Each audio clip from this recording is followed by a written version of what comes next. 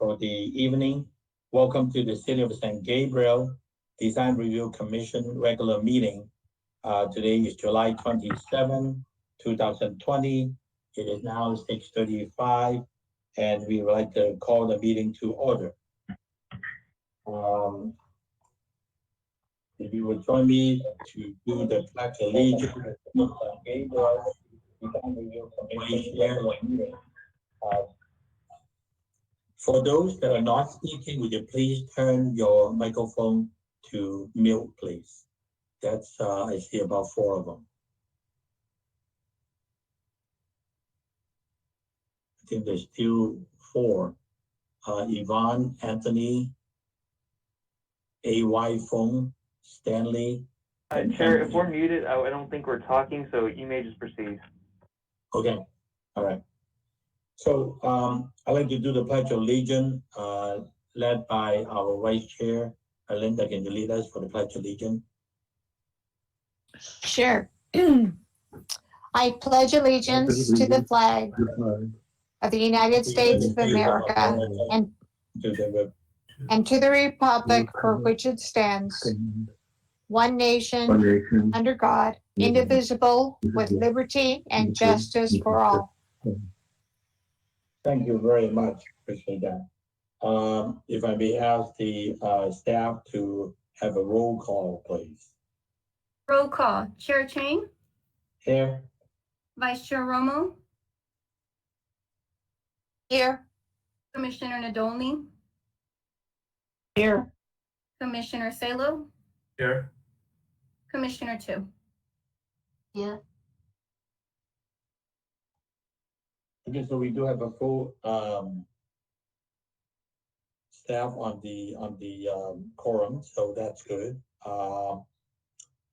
Tonight's meeting is a live stream on cable channel 3 and also our online platforms.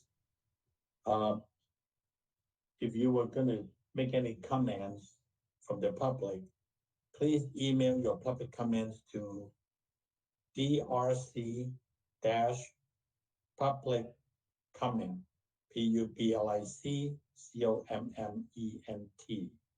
at sgch.org. That's the website, the email address you can email your comments to. No later than the time that the item is considered by the Design Review Commission tonight. Comments received after item has been considered will not be read into the record. Comments will be read by Executive Assistant Ms. Jackie Wong for up to 3 minutes each. So to prevent any overlaps in comments, each commissioner will be called upon to speak. Next agenda item is public comment item. This is the time set aside for members of the public to address the Design Review Commission on items of interest that are not on the agenda, but are within the subject matter jurisdiction of the Commission. Pursuant to the Brown Act, the Design Review Commission cannot answer any questions or take any actions until such time as the matter may appear as an item on the future agenda. I may ask Executive Assistant Wong, see if you have received any public comments. If you do, please read it to us. Chairman Chang, we did not receive any public comment for this item. Thank you.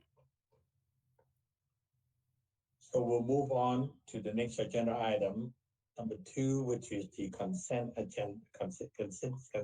calendar. The calendar consists of the minutes from the June 22nd, 2020 Design Review Commission meeting. The recommendation for action is approval. I think the commissioners have received the package and also received the minutes. If I may ask any commissioner that you have any comments or questions regarding the agenda. I see a hand raised from the Commissioner Nadoni, Mala, please share that. I just have one comment, if you're Okay. looking for comments or corrections. Okay. On page two, Sorry, on page what? on page two, Okay. the bottom, the second from last paragraph, Commissioner Donnelly suggested adding 2 retaining walls to the south side. It should read north side. Okay. Page 2.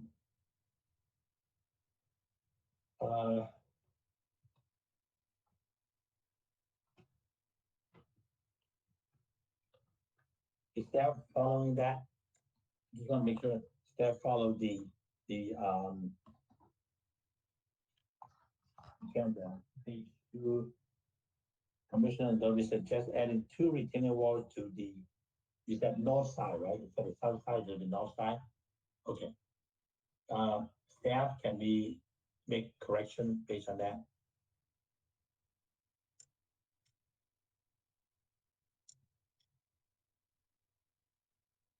Matt, who's taking note of the, Yes, go ahead, please. staff noted, hi, this Okay. is the Matt Chain, senior planner, and staff will note the changes and make changes for the chair design. Thank you. Any other comments from any other commissioners? Hearing none, I'd like to entertain a motion for approval as amended. I move to approve, this is Commissioner Nadolny, I move to approve as amended. Thank you, Commissioner Doni. Do I hear a second? This is Vice Chair Romo, motioning a second. Thank you, Vice Chair Omo. Any further comment? If not, I'd like to call for the question. Staff, please. Roll call vote, Commissioner 2, Yes. Commissioner Salo, Yes. Commissioner Nadolny, Yes, Vice Chair Romo, Yes, Chair Chang. Yes, Motion passed, vote is 5-0. thank you very much.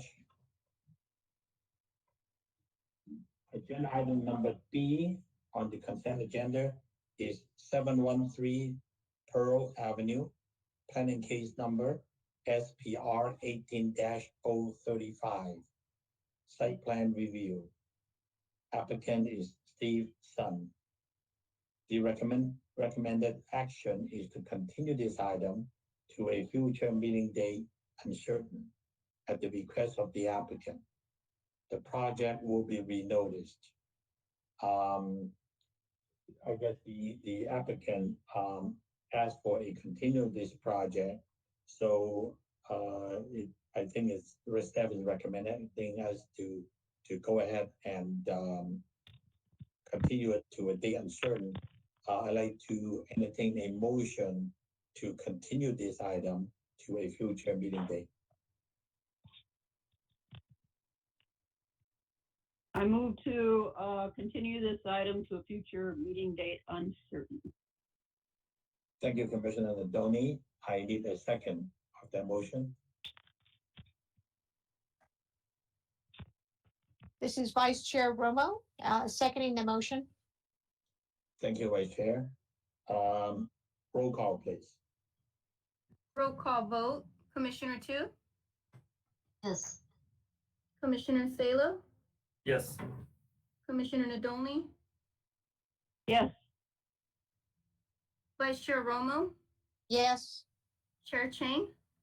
Yes, Motion passed, vote is 5-0. thank you. Consent agenda item number 3 is comments from the city manager. We have interim planning manager Jerry Garancino, who would like to make some comments to update the design review commissioners. So, Chair or Jerry, would you please address the commissioners? Thank you very much. Good evening, Chairman and members of the Design Review Commission. I'm Jared Borsino, Interim Planning Manager. It's my pleasure to speak with you this evening.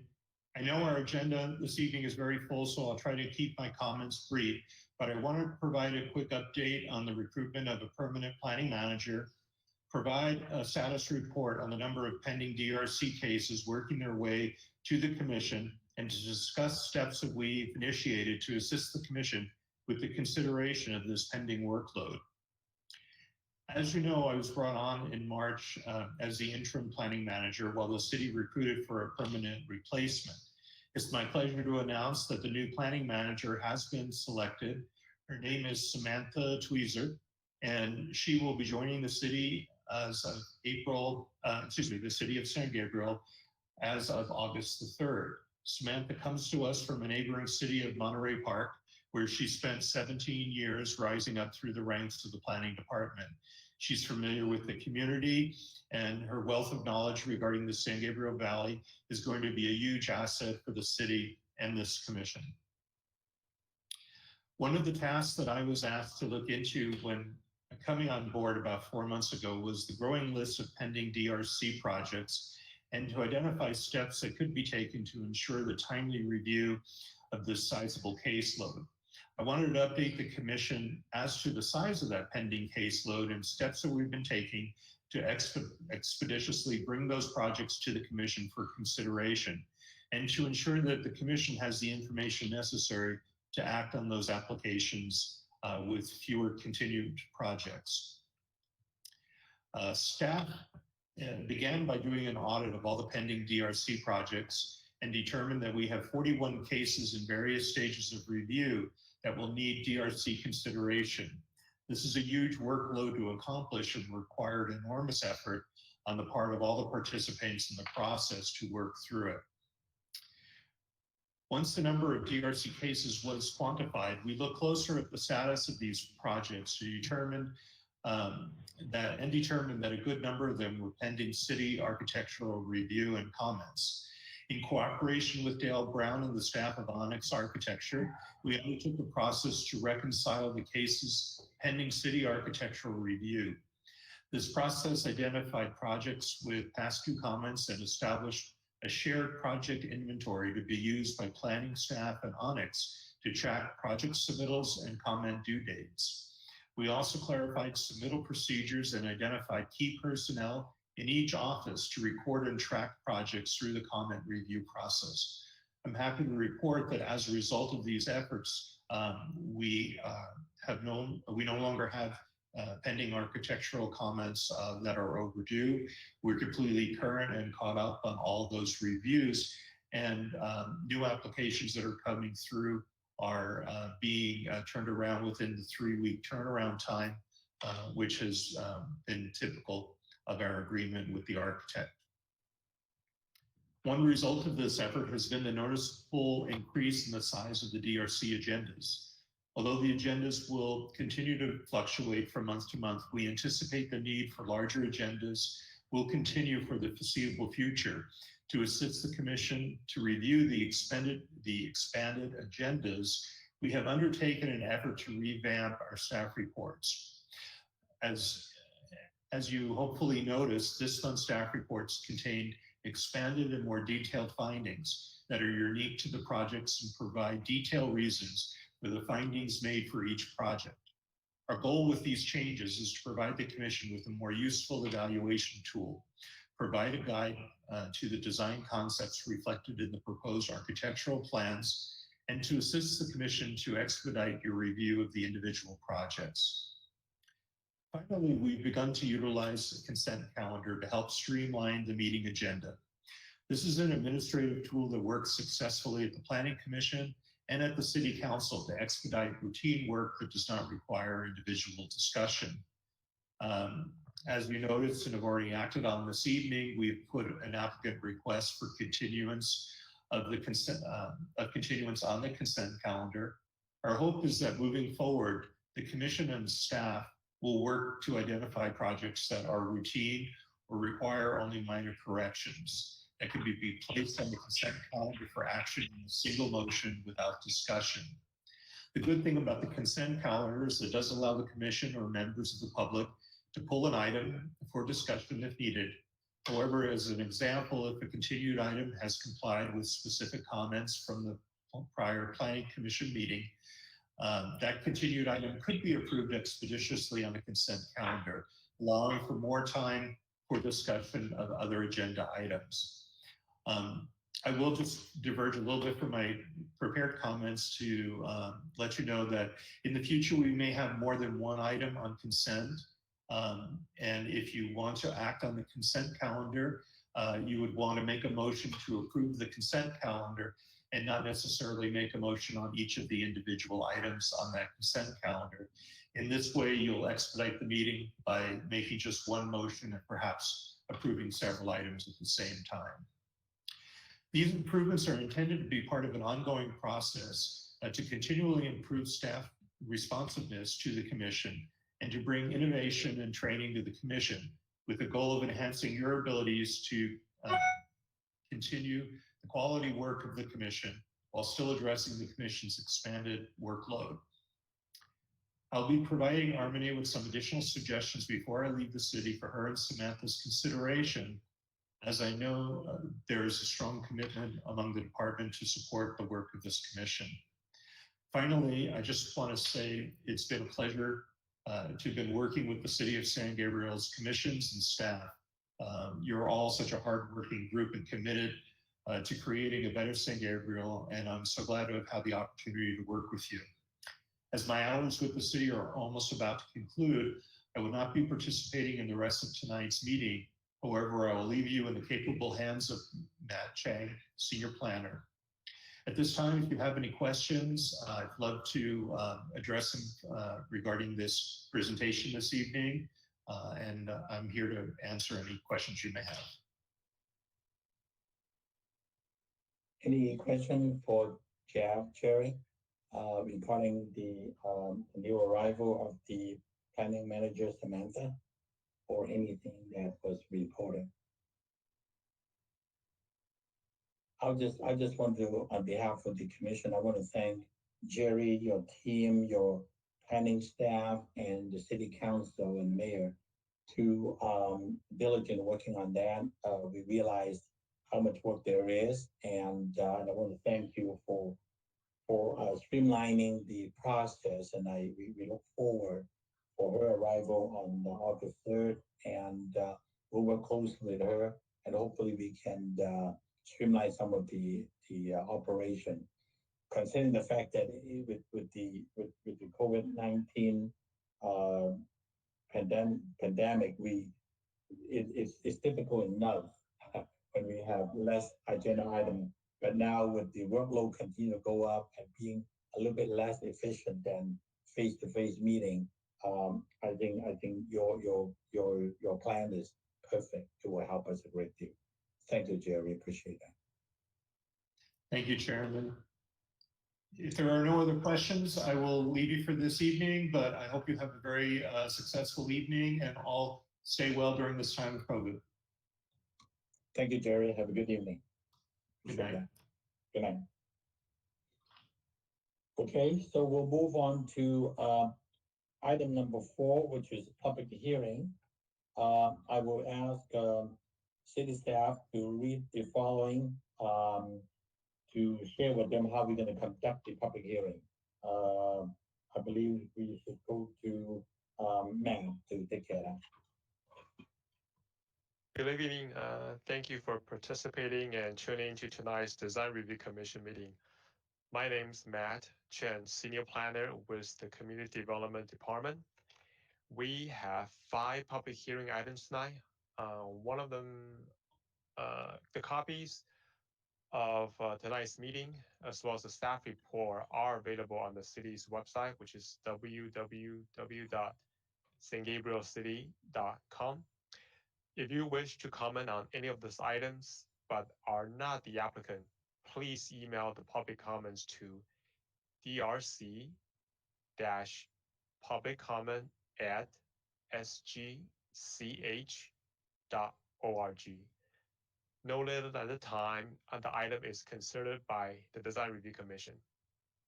Comments received after items have been considered will not be read into the record.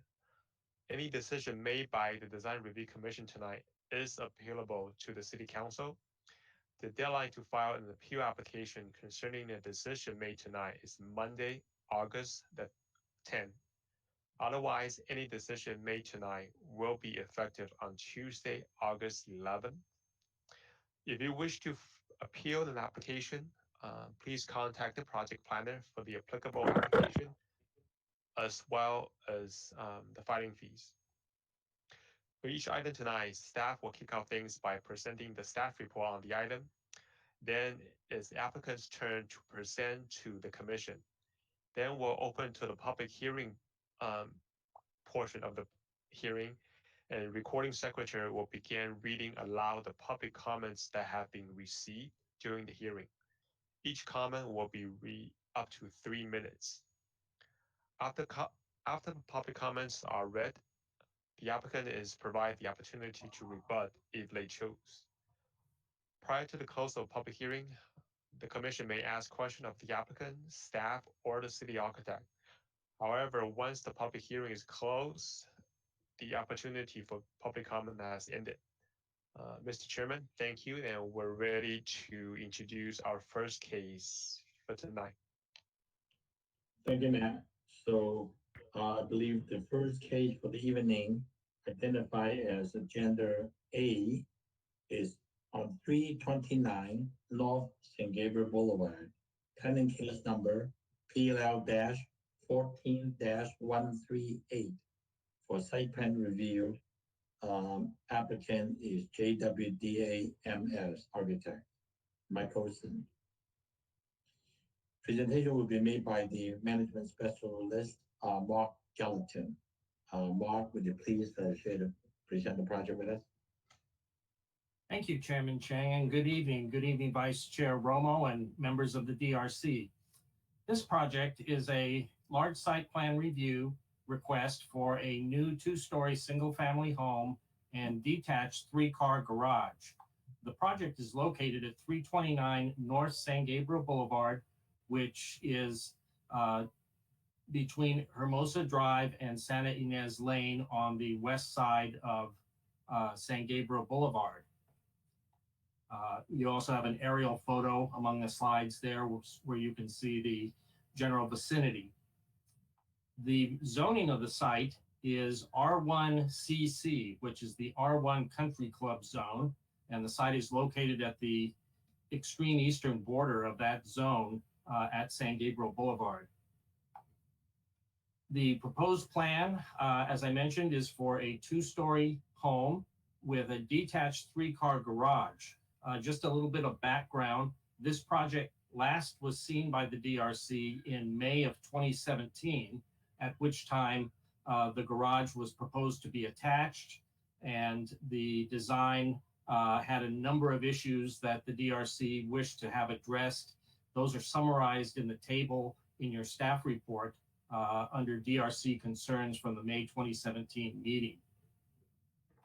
The next slide shows the proposed front elevation. In your staff report, there is also a photograph of the front elevation that was presented back in May of 2017. And you'll note, hopefully, the improvement that has been made there. And it's the result of 5 reviews by the city architect and the diligence of the project architect that has brought it to this point that you have before you tonight. In terms of the development standards, as you can see from the chart, it complies with all the development standards in the R1CC zone. For those that aren't familiar, the development standards in the R1CC zone are identical to those in the R1 zone. The only exception is the minimum lot size for the creation of new lots is larger in the R1CC zone. I'm sorry, Mark. What slide are we on? I apologize. As part of this application, the applicant submitted a neighborhood analysis to visualize or indicate graphically what the prevalence of 1-story and 2-story homes are within a 300-foot radius of the subject property. And on the slide, you can see that the two-story homes are represented by the green dots, the one-story homes by the red dots. It's worth noting that in this block of San Gabriel Boulevard, 5 of the existing 7 lots are currently developed with two-story homes.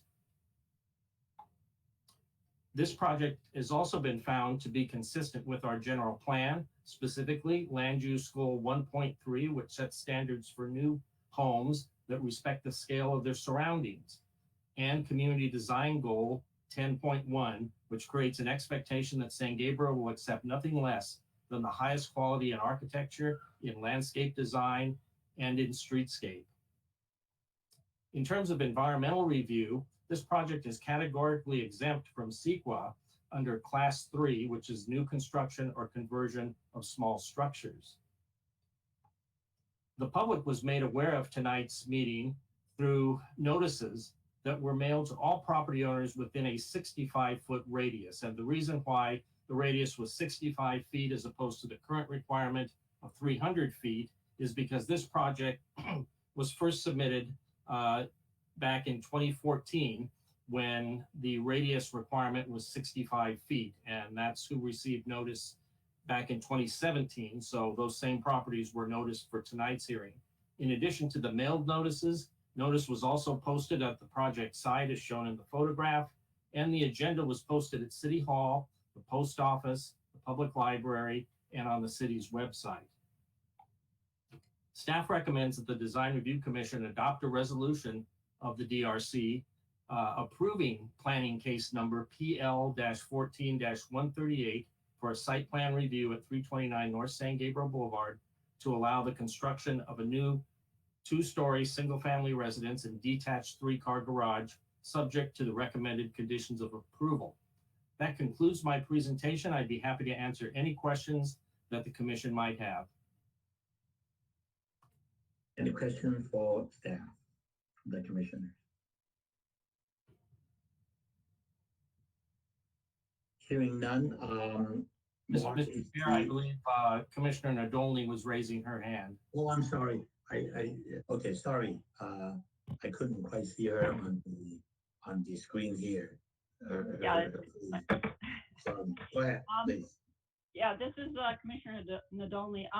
I only had a question on the, is this project exempt from the municipal ordinance for an interior space with a height greater than 12 feet, counting towards FAR? No, it's not. And the FAR calculation that was presented in the table includes the high ceiling living room, which had a floor area of 420 square feet. So per the municipal code, that area was counted twice because the height was in excess of 12 feet. Okay, that would have been my question because it doesn't seem like it has been counted. I kind of totaled up the numbers and it didn't appear to. Looks like it's of 550, 500 and some square feet between the second and the first floor. But it's almost a square box. So I'd like that confirmed if possible. Certainly.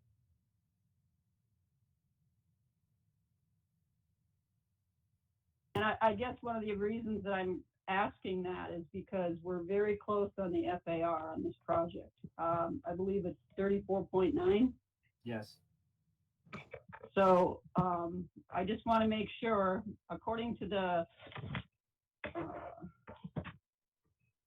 plan on A1-1, the first level is 2,063 square feet.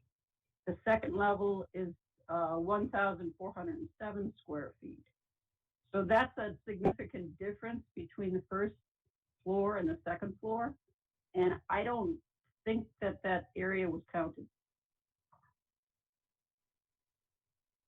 Okay, well, we can certainly have that confirmed. And we also have the project architect, Stanley Tsai, is here tonight, and he may be able to provide additional information on that calculation.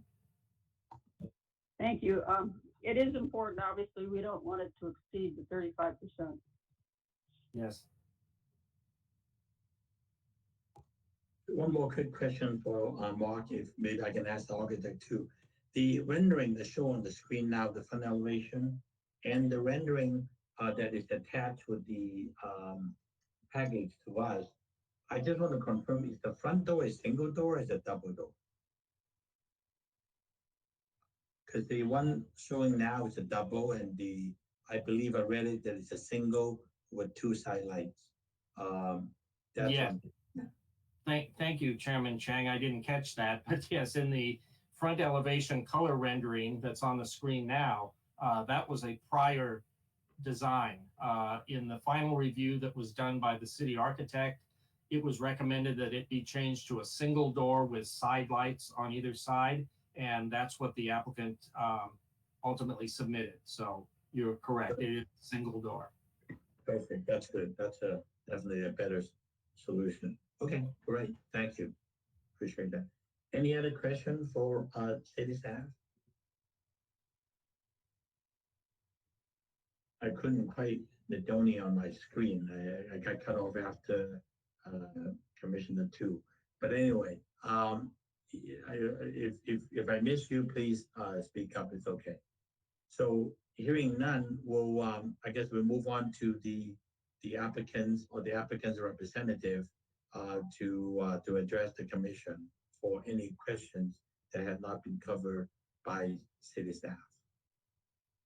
So when you come on, please give us your name, your address, and identify who you are.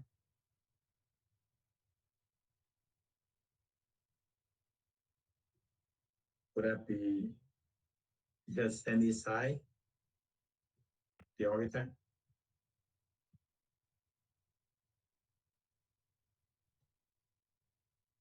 I don't hear him come on. Anybody representing this application or the applicant's representative that want to speak on this project?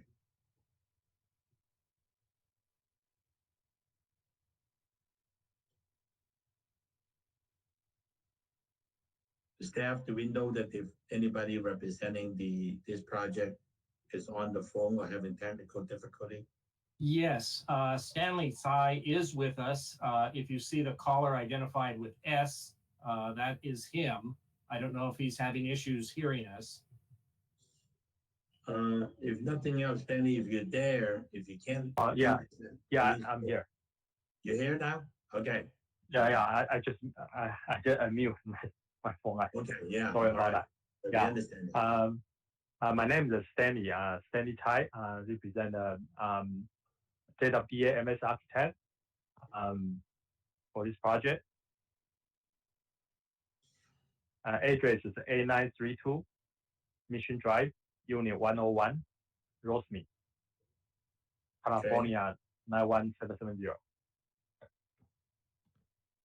Any other information that you want to share with us before you answer the question from Commissioner Nadoni on the double volume space, on the total footage of this application?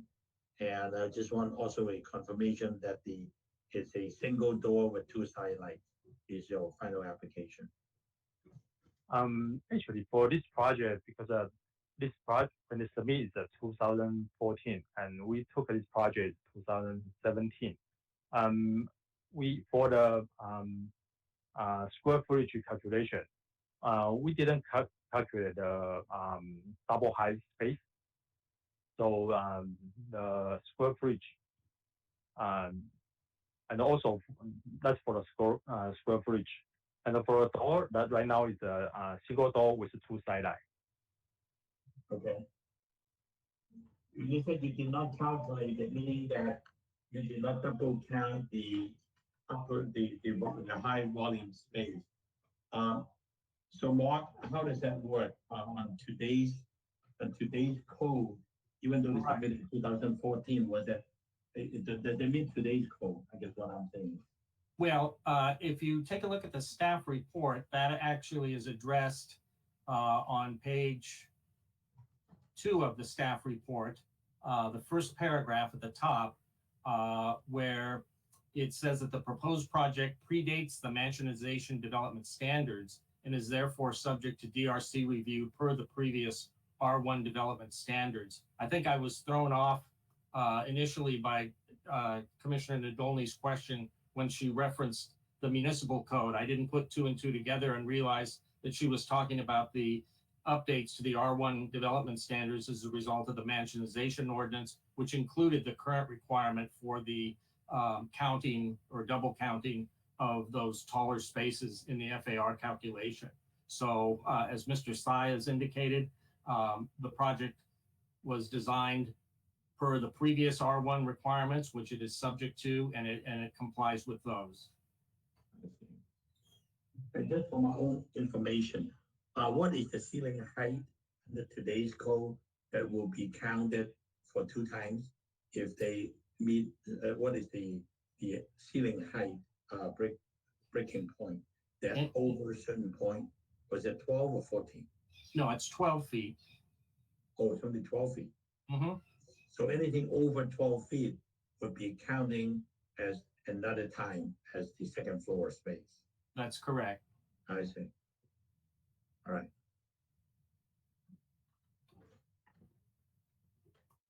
So Commissioner Nadolny, any does that satisfy your question?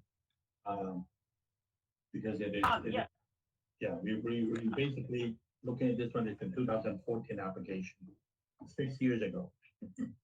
Yes. It's been a long time. And I don't know if you're gonna ask for comments, but you want me to start it off or? Yes, well, I think once we finish with the applicant, I think we can start. Okay, thanks. Applicant, do you have any additional information? If not, we will have the commissioners ask you questions. No, I don't have Okay, all right. Yeah. So, Commissioner Nadolny, go ahead. This is Danny Tsai, the architect. This is Commissioner Nadolny. I just wanted to commend the effort that went into this. From the last time, I think Commissioner Chang and I saw it. I believe we're the only two that were on the commission at the time. It's definitely an improvement, and I think it's going to fit in well. Thank you. Appreciate that comment. Any other commissioner? Commissioner Salo, you have any comments or?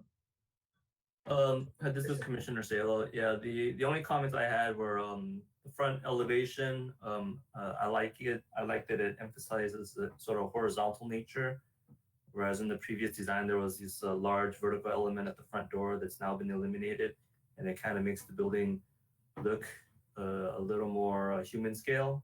And I appreciate that the 3-car garage which would have looked massive at the front elevation is now tucked away in the back. So I think that works well. I think the landscaping is a little sparse, so maybe a little more could be introduced. But other than that, I think it's a handsome design. It's very contextual to the neighborhood. Thank you. Vice Chair Ramos, do you have any question or comment to the architect? I'd like to just thank the architect for having a detached garage behind the house.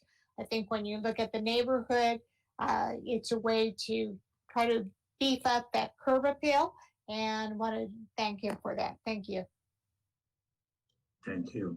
Commissioner Tu? This is Commissioner Tu speaking.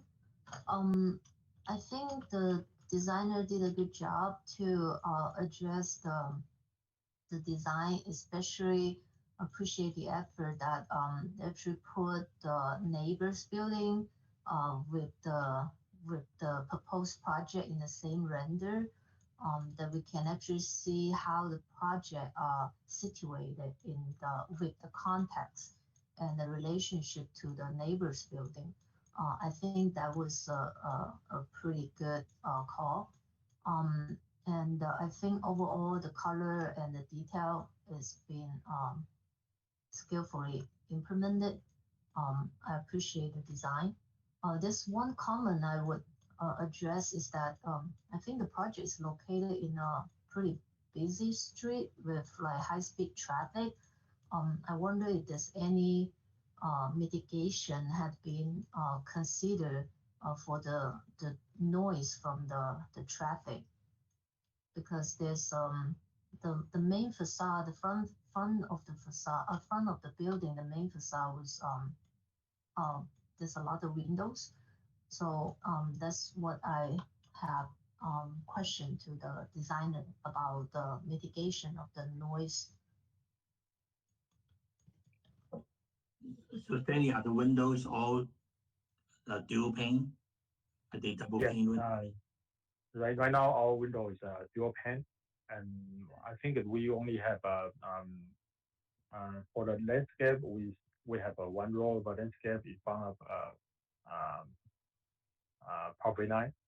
Yeah, so I think that will help to do that, and also the in the living room area, the above the living room area, there's a three window. Actually, that's a fixed window, so they will reduce the noise. That's what I was gonna ask Yeah. too. Are those operable windows or fixed windows? For the in the double height space, that's a fixed window. For the bedroom, I think that we still need to meet the egress. So we have a openable but the dual pane window. Yeah. Okay, I see. Thank you. And is that because I see the currently the property has a lot of trees and plants in front, and the building sets back quite a lot. I don't know if there's any like landscape or planting. Is there any plan to plant bigger trees in front of the property for the new design?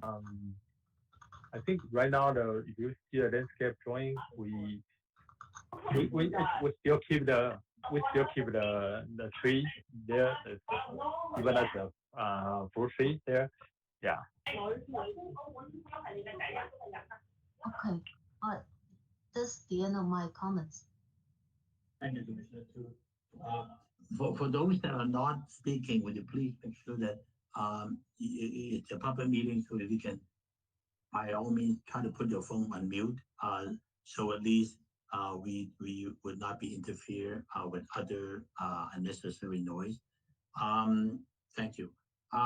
Yeah, back to the architect. I also appreciate the change from what we saw before.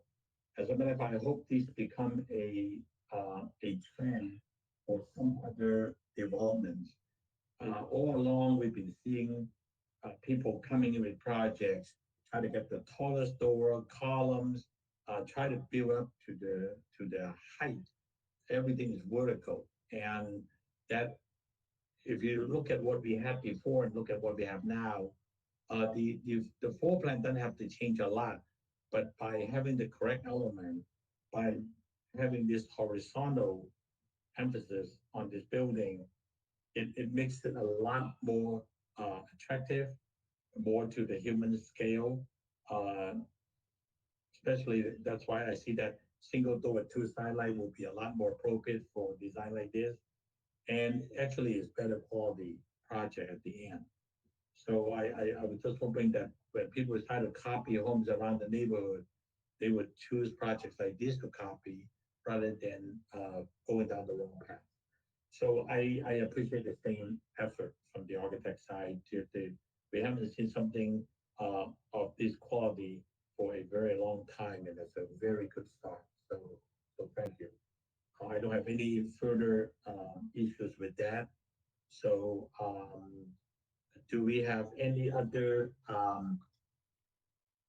committee members that are addressing this? Maybe I should talk to, let me see. Except Assistant Wong, any other comments? No, Chair, we did not receive any public comment for this item. Okay, thank you. So it is now 7:21, and it's the time that the public comments on this item is now closed. So we basically finished all the comments made. Um, back to the applicant, do you have any further comments to address to the commission, to any commissioners, based on what you heard? No. Okay. Okay, then I'll close the public hearing and we will have a private deliberation among ourselves. So instead of going through every single one of them, we basically voiced our feeling and concern with this particular application. Any commissioners that wanted to have any further discussion on this item? Hi, this is Anthony. I'm the son who's with this plan for 329 North St. Gabriel Boulevard. Yes. We had a concern with the door. We were actually under the impression that there was a dual door. I'm sorry. Who are you again? I didn't catch your name. Anthony Ching. Are you the owner? Are you the owner? I'm the son of the owner. You're the son of the owner. Chairman Chang, Yes. Point of order, the public hearing has already been closed. Do we need to reopen it in order to hear from the caller? That I agree with you that I asked for anybody who want to speak on about the project and nobody spoke up, and I asked Jackie if anybody had written in, and she said no. So I closed the public hearing at 7:21, and so Mr. Chen, the public hearing is closed. Therefore, we will not be able to take your comment once we close the public hearing. So I'm sorry, we cannot. We now can have. We are already into the private deliberation among commissioners. So we'll talk among ourselves. Thank you. Mr. Chair, this is Matt Chen, Senior Planner. Yes. It is my understanding the speaker who just spoke, he is the son of the property owner. So Right. in essence, they're the applicant because they hire the JWDA as their architect to present to this item to the commission.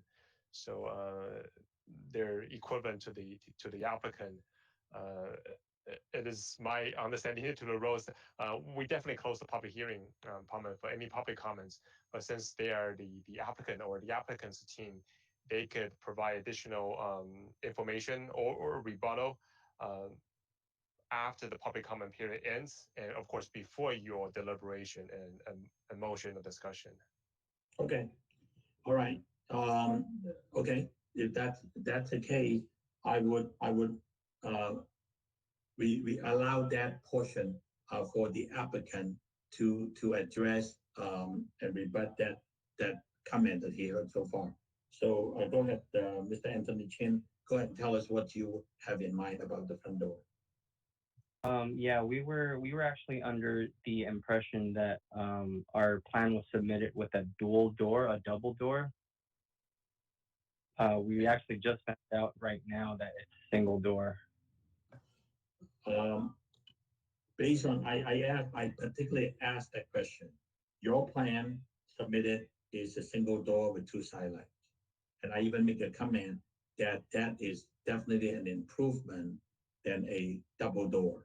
So I think the commissioners will be able to act on that based on what we see.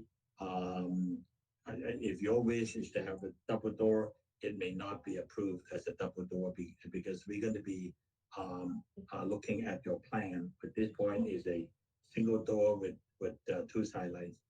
If the whole time your architect talked to a city architect, try to improve this plan, that was a definitely a positive movement to get your project to be approvable. So and honestly, you would be a lot happier with what's presented than having a double door because it just does not work well with your layout and everything. So it is my personal opinion. Are there any other issue that you have? You're next privately trying to deliberate between the high ceiling, is that correct? We already done deliberating on that. Why you have a concern with that? What happened to door now? Hold on, sorry, I'm speaking with my mom right now. What happened to I understand. Only single door can move? Yes. Oh. Even take out the glass, the side glass? Yes. So only single door? Yes. Okay. Okay, no further comments. Yeah. Mr. Chen, you have to explain to your mother, this is not the time to work on the design. This is the time for the commission to approve or disapprove your design. So all these things that you should have done prior to that, if you have any other concern with your architect.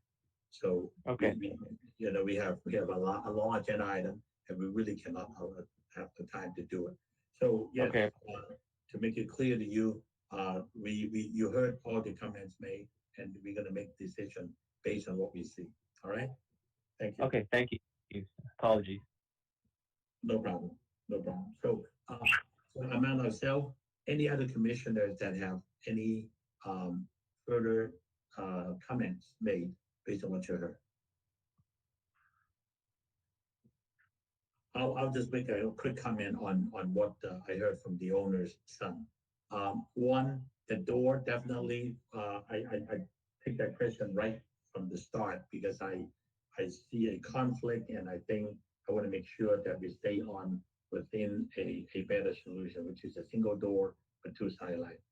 I also, Commissioner Natoni picked that double height ceiling.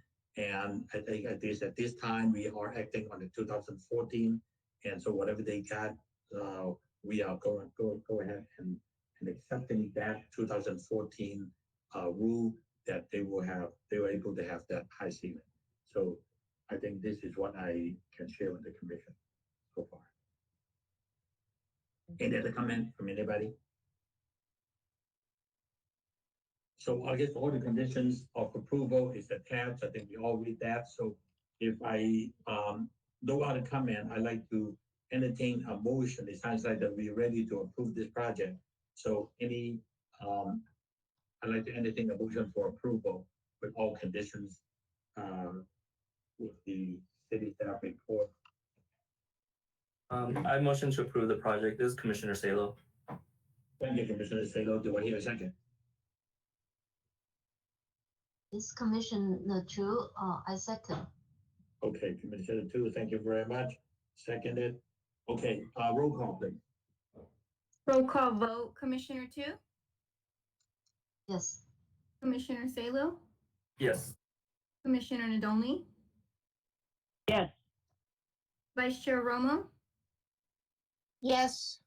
Chair Chang. Yes, Motion passed. Vote is 5-0. thank you very much. Mr. Chen, the project is approved. You can share that with your mother. And as presented, thank you. Thank you so much. Thank you all, Commissioner. Thank you. Thank you. So we move on to the next agenda item, which is designated as number B at 216 Segovia Avenue, pending case number SPR 19-074, site plan review, applicant Henry Ho. Is being presented by Senior Planner Matt Chang. Good evening, Chair and members of the Commission. For your consideration tonight, site plan review for a proposed new two-story single-family house located at 216 Segovia Avenue. Adam, could you go to slide number 2?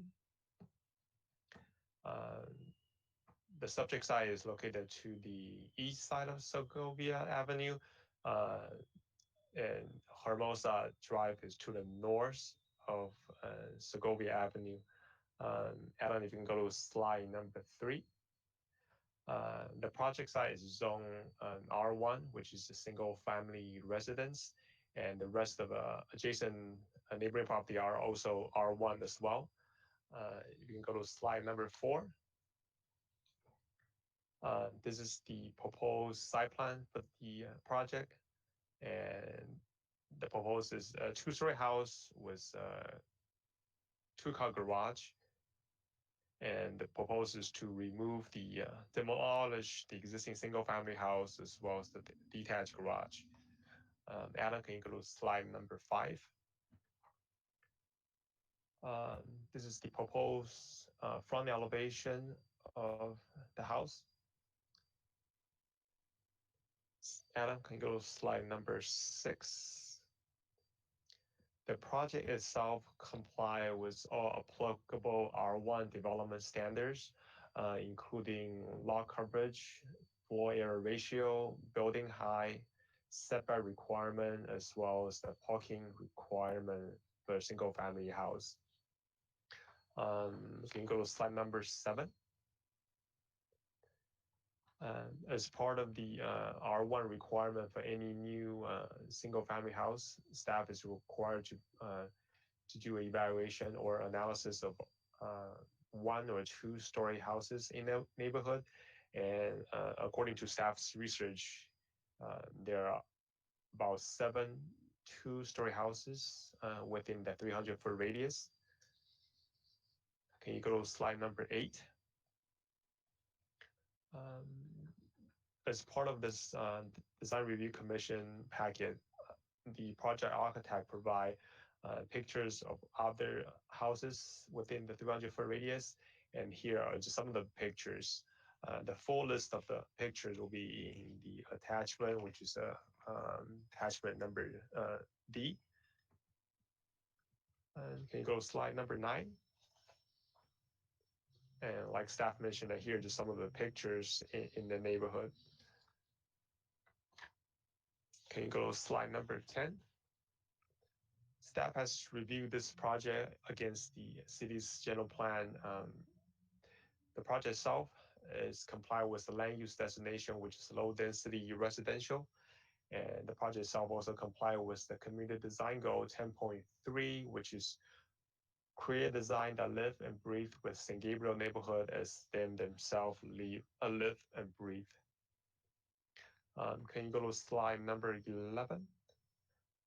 The project itself exempt from the CEQA requirement as a Class 3 exemption. Class 3 is for new construction, which consists of 1 new single-family structures. Can you go to slide number 12? For project noticing, we send out notices to all property owners within a 300-foot radius. And notice was also posted at the project site, and the meeting agenda for tonight's meeting was posted at the City Hall, Post Office, Library, as well as on the city website. Can you go to slide number 13?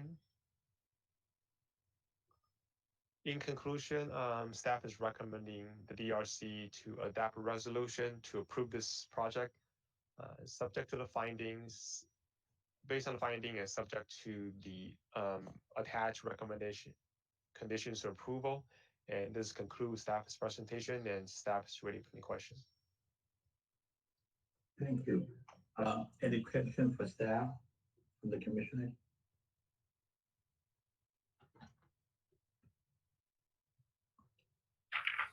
I have a question regarding the landmark tree that is on the property. I know we got a supplemental letter from a landscape architect discussing the landmark tree and saying that it is diseased with the fungus.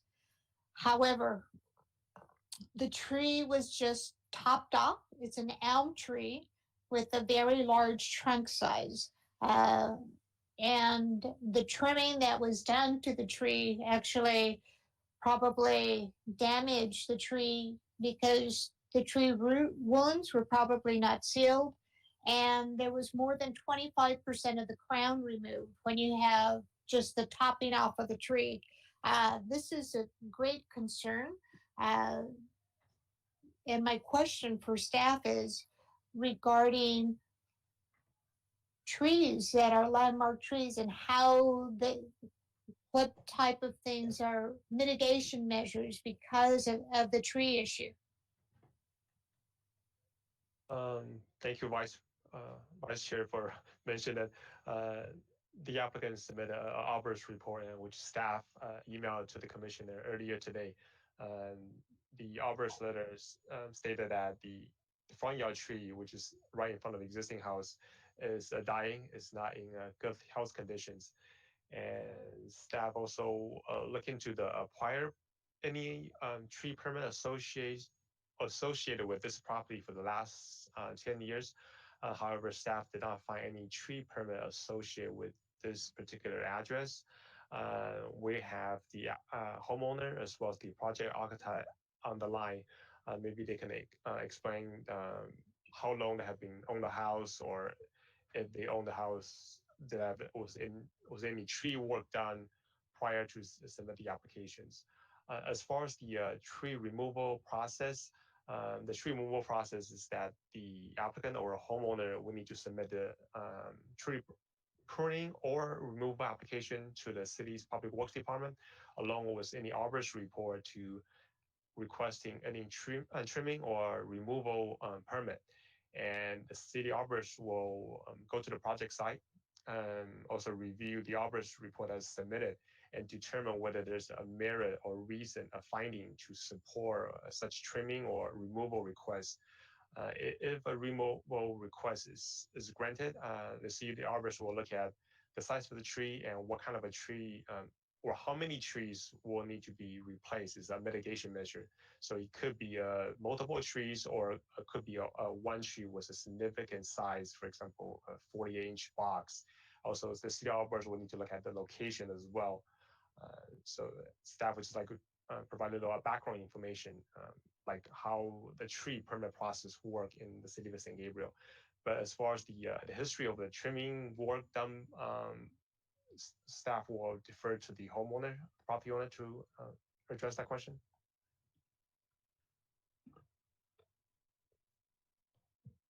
Yeah, I think we can ask the applicant or his representative later regarding that.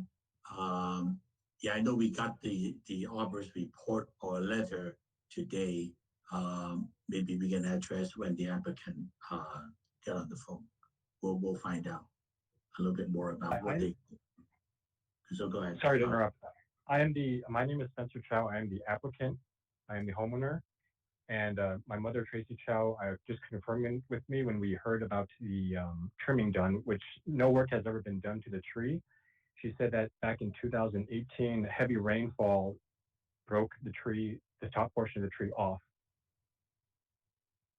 I see. Okay. So are you going to be speaking to the commission later, or you just is Henry Lowe your designer on the project? Yes, Henry Ho is the architect, and he'll be speaking. Okay, why don't you stand by, and if we have particular question regarding the condition of the tree or any other additional condition that the commissioner would require, you can then respond to it. Okay. So, thank you. Any other question from commissioners to the city staff at this time? This is Commissioner Nadolny. I do have just a follow-up on that. Matt, you had mentioned that the city arborist reviews. Did you say that they had a chance to review this? They haven't get a chance to review yet. The process will be staff was just explaining kind of the process for trimming. But for this particular case, the homeowner or the applicant, they haven't submitted a tree removal request to the city yet. They want to take care of the site plan review process first to figure out the next step in the process. So they haven't submitted any tree removal requests at this point. Well, they can't really do this design without removing that tree. Yes. If this site plan review is granted by the commission, the next step is the applicant will need to submit a tree removal permit to the city's public works department for permission to remove the tree.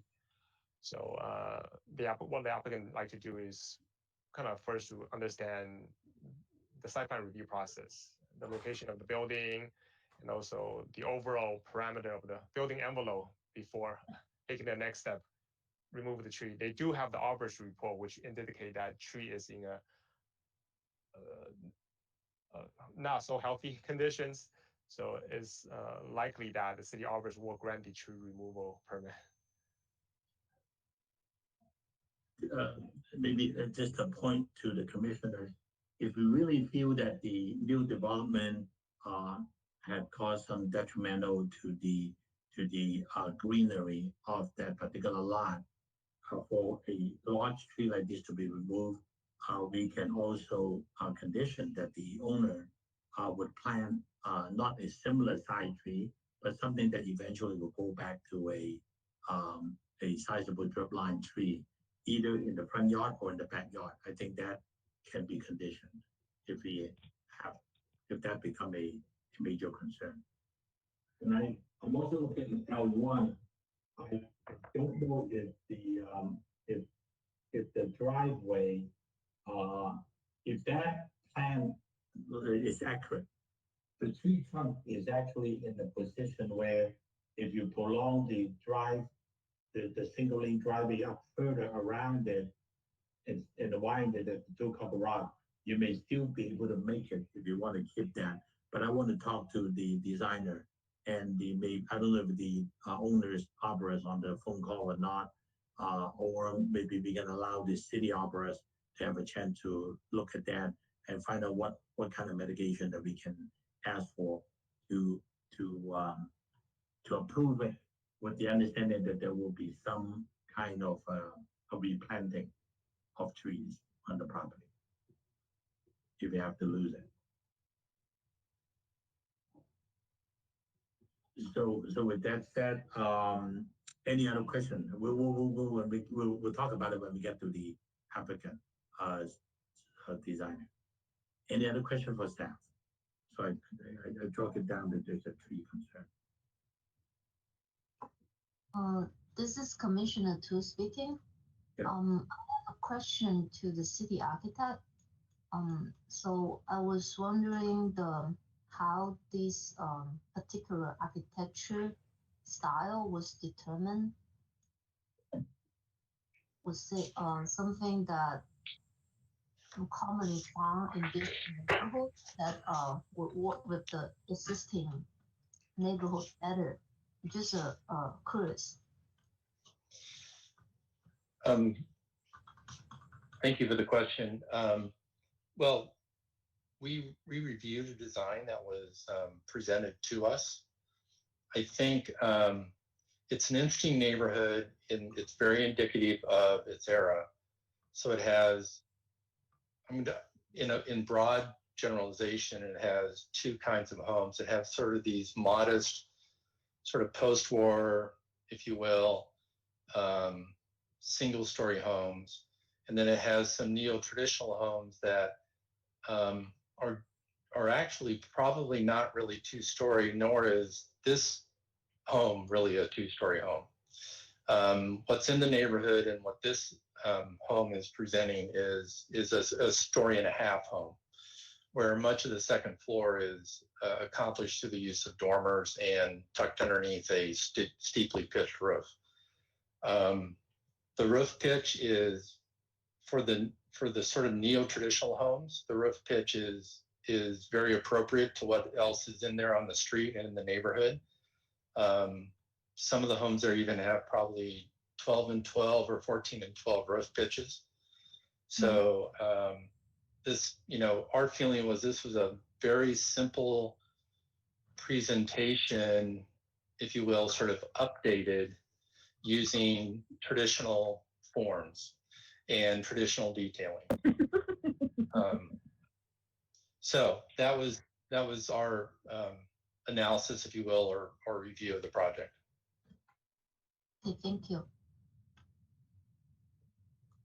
All right, any other questions for city staff? Hearing none, I will move on to the applicant. Is the applicant or the applicant's representative on the call? Please come online and identify yourself, please. Hi, excuse me. Hi, my name is Henry. I'm the applicant representing the owner for this project. Good evening, Chair, Vice Chair, and Commissioner, and the rest of the staff.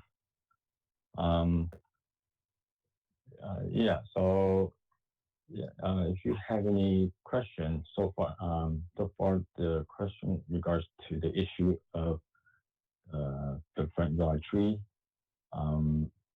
The tree is, as per the arborist report, the tree is not really in good health condition, and the tree to the face of the garage is measured 19 feet and 6 inches. So the backup distance, it will be too short for the car to back up into that driveway and into the public right of way.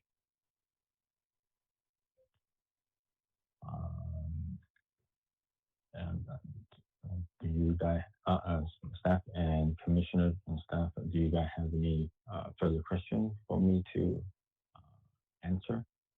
Would you or the owner be able to address if that removal of the trees, if they were to condition some replacement of trees, would you or can you represent the owner or ask the owner later about whether they would be accepting that condition? Yes, replacing with another tree, it shouldn't be an issue. We have discussed this before today's hearing. That we can discuss further with Matt Chan later on when the project. Okay, all right. So the applicant basically voiced that if the commission wanted to require a replacement of a tree, which I don't know unless we can specify some size. With the type, we'll leave it to staff and the city operators to work it out with the owner. But I just want to make sure we get some size limitation so we're not putting a tiny little tree that will take another 20 years to get to this size. But it has to be something a little bit more sizable that we can request. We can leave it at that. Are there any other questions for the applicant's designer as far as the style of the building? All the building material color board submitted. I see a lot of stuff submitted on this thing. Maybe this is a standard question for staff. It's very difficult for us to look at some drawing with some kind, and then with about maybe 20, 30 pages of material brochure without any identification of what is going where. Maybe my copy is like that. I don't know whether the other people's copy. Henry, did you identify which one to go to your project selection of material? Because I just see a bunch of siding, a bunch of roofing, but looks like that you did not identify which one is going to your project. Okay, yes. For the exterior siding, I don't know, do you have that brochure in front of you? I have it right in front of me. You have I see a keynote, certain key vinyl siding 4 and 5. Is that the selection you choose? Or yes. All the other pages are multiple sidings? On the front page is a 2020 siding collection. If that's what you have in front of you, right? If that If you have the, I see that, yeah. You know what, Yes. which one are you using? They got if you vertical, horizontal, with stone paving and. It's a horizontal vinyl siding. The color would be desert sand. You could see that color. Let me see. I'm trying to see that color. I think it's desert tan, not desert sand. Oh yeah, desert tan. Sorry about that. Yeah, desert tan. Let me see. I'm looking for that page. If you could go to page 14 on the brochure, it's called for page 41. If you could go there, that will give you a picture of the desert tan.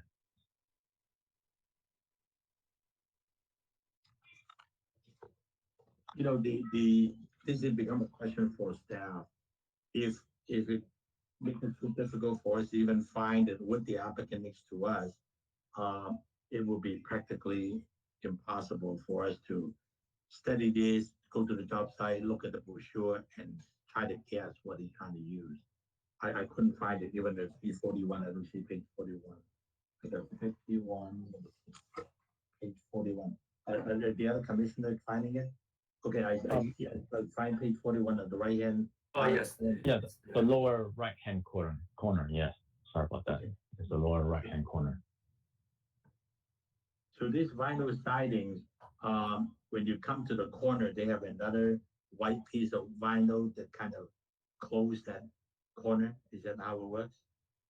It will not be a white piece. It will be the same color as the building itself, which is the desert tan. And then how do you terminate that into the window? How does that work in the window? For the window termination, it's they also have the window, all the opening finishes is going to be the same color, desert tan. Let me see if we can find a good picture to show you. If you could go to page 77, there's a good detail of showing the window door treatment for the siding and also for the corner as well. How are the corner detail being terminated for the horizontal siding?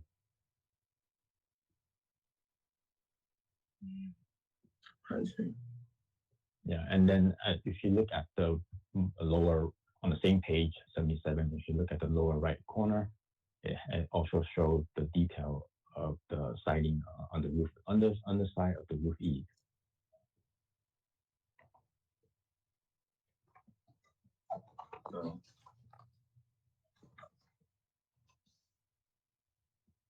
On the underside of the eave, there is a lot of them on page 73, 74. Which particular type do you have in mind? Let me see this. It's got page 72 and then page 72, 73, 74. They got perforated. They got all kinds of work. What worries me is that by not even identifying what you're trying to use on this project, I don't know how is the planning staff be able to go out there when you're under construction to be able to approve it at the end. And if that's not on your plan and they couldn't match it, then we got a bigger problem at that time. By the time you already ordered the material, it's done, and that's why we said, this plan should be complete enough that they know exactly what color, what type goes where. So when you see elevation, you can identify all those. And I couldn't understand what you were trying to do. And so,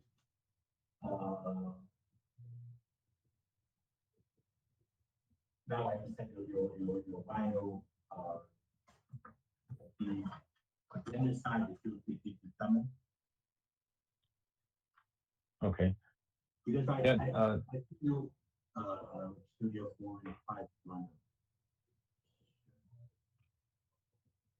yeah, just to answer your question, you know, the eave siding, they're the same type. The major differences is the spacing. The spacing meaning the siding width and also the spacing for the ventilation. So when we go into building and safety for roof eave calculation, that's when I would determine the appropriate spacing eave for ventilation in the attic space. That's a little bit more deep detail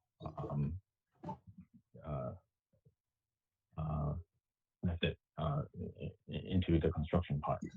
So, but on that page 72, all three of those under eave siding there are the same. It's just that the blades are in either 2-inch or 3 1/3 of an inch, and the spacing for the ventilation. Do you know which one you're using? For now, we're using the one we're proposing to use the one in the middle. It's called a perimeter triple 3 1/3.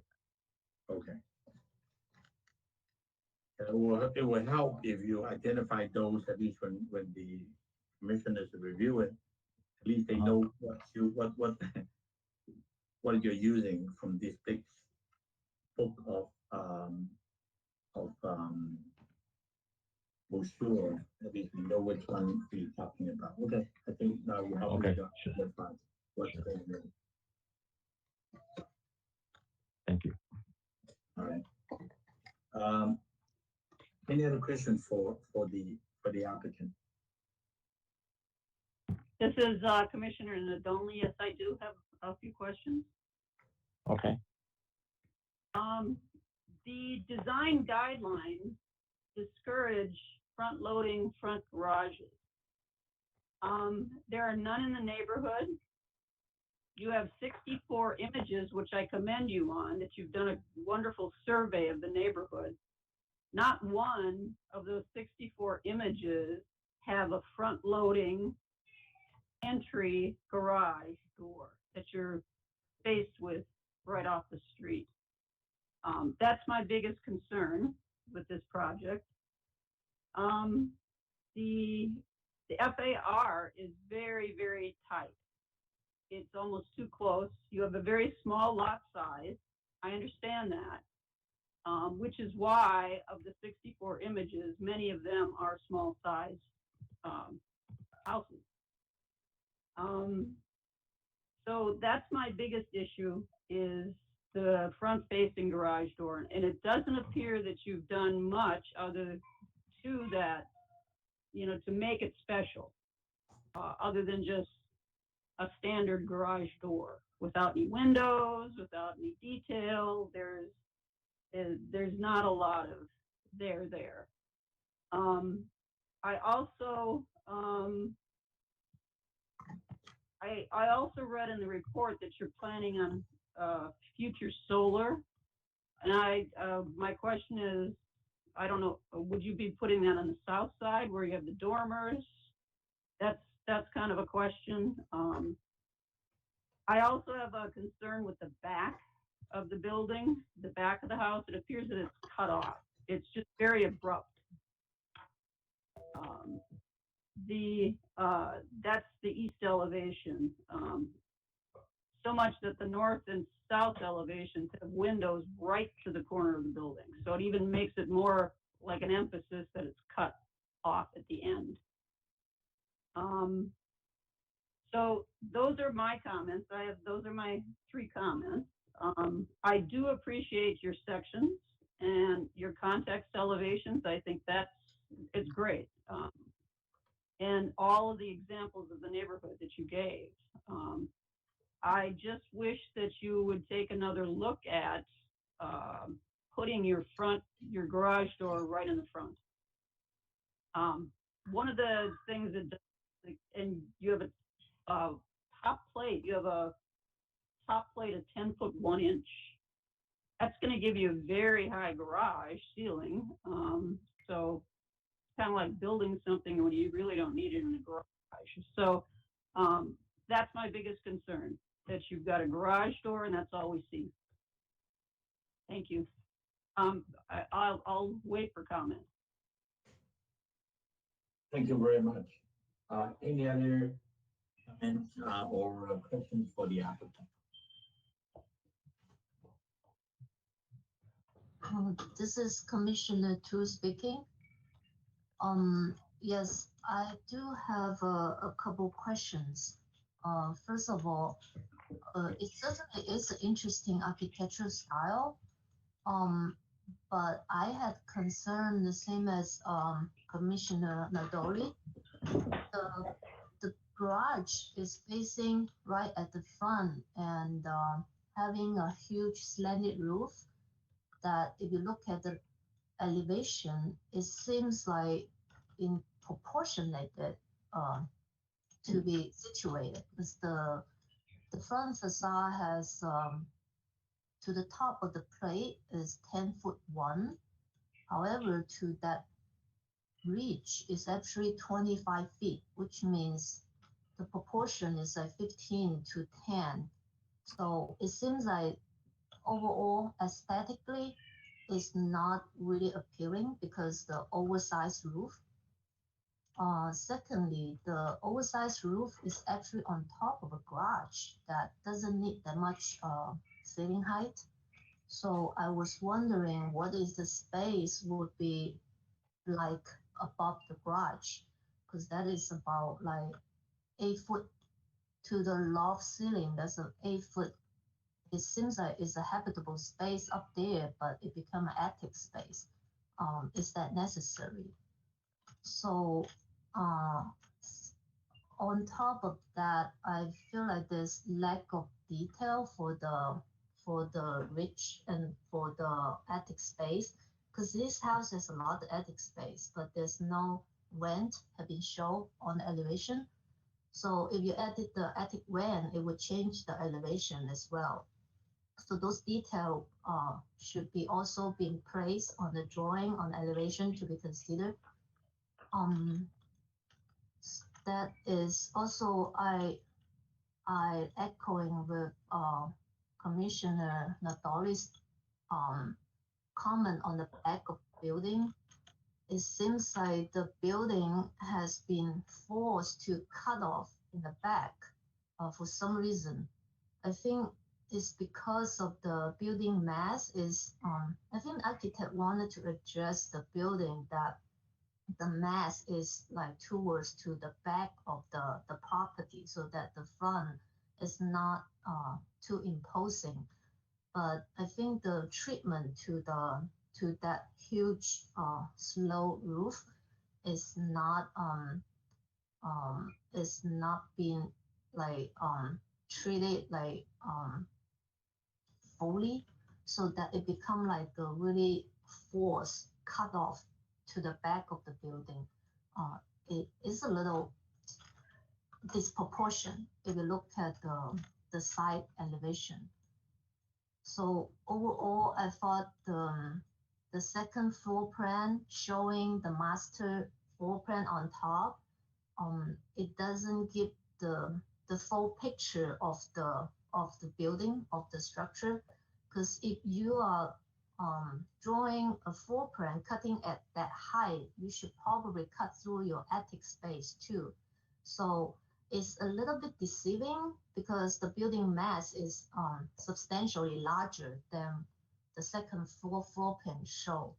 So so that I thought that also goes back to the unnecessary height above the garage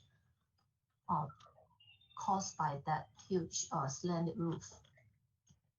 So that's my comment regarding the design. And also I have a question about the replacement of the tree. I see on the, I think on the landscape plan, designer has placed a tree that is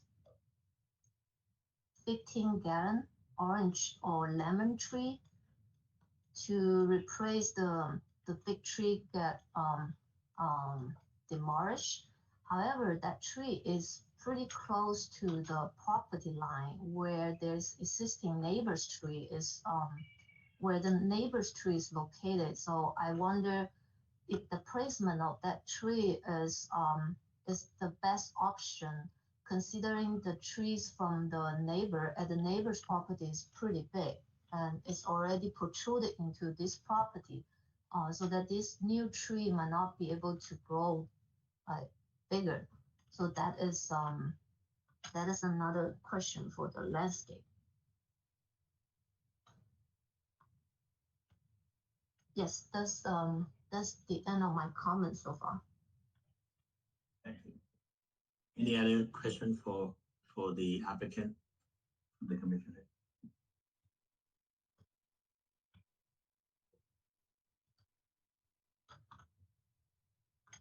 I'll ask a couple of questions on the your property is set with a 10-foot sideline on the south side of it. Is that meant to be a driveway that leads to the backyard? Is that what it's supposed to be?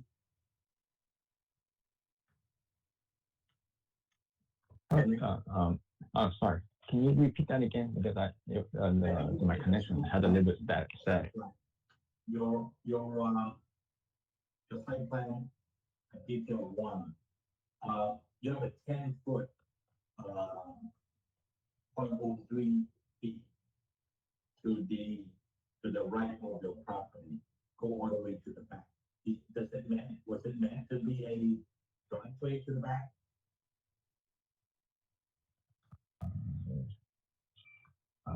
I'm still sorry, but the connection seems static on my end. Is there a driveway to the back of the property? Current condition, yes, there is an existing driveway stretching from the front property line all the way to the rear, and yeah, there's an existing detached garage. Right, but that's on the north end of the property. I'm asking on the south side of the property. Facing the building, the space to your right. Is there a 10-foot driveway in the future? In the future, no. That 10-foot is going to be all fully landscaped in that side yard area. It's not going to be a driveway.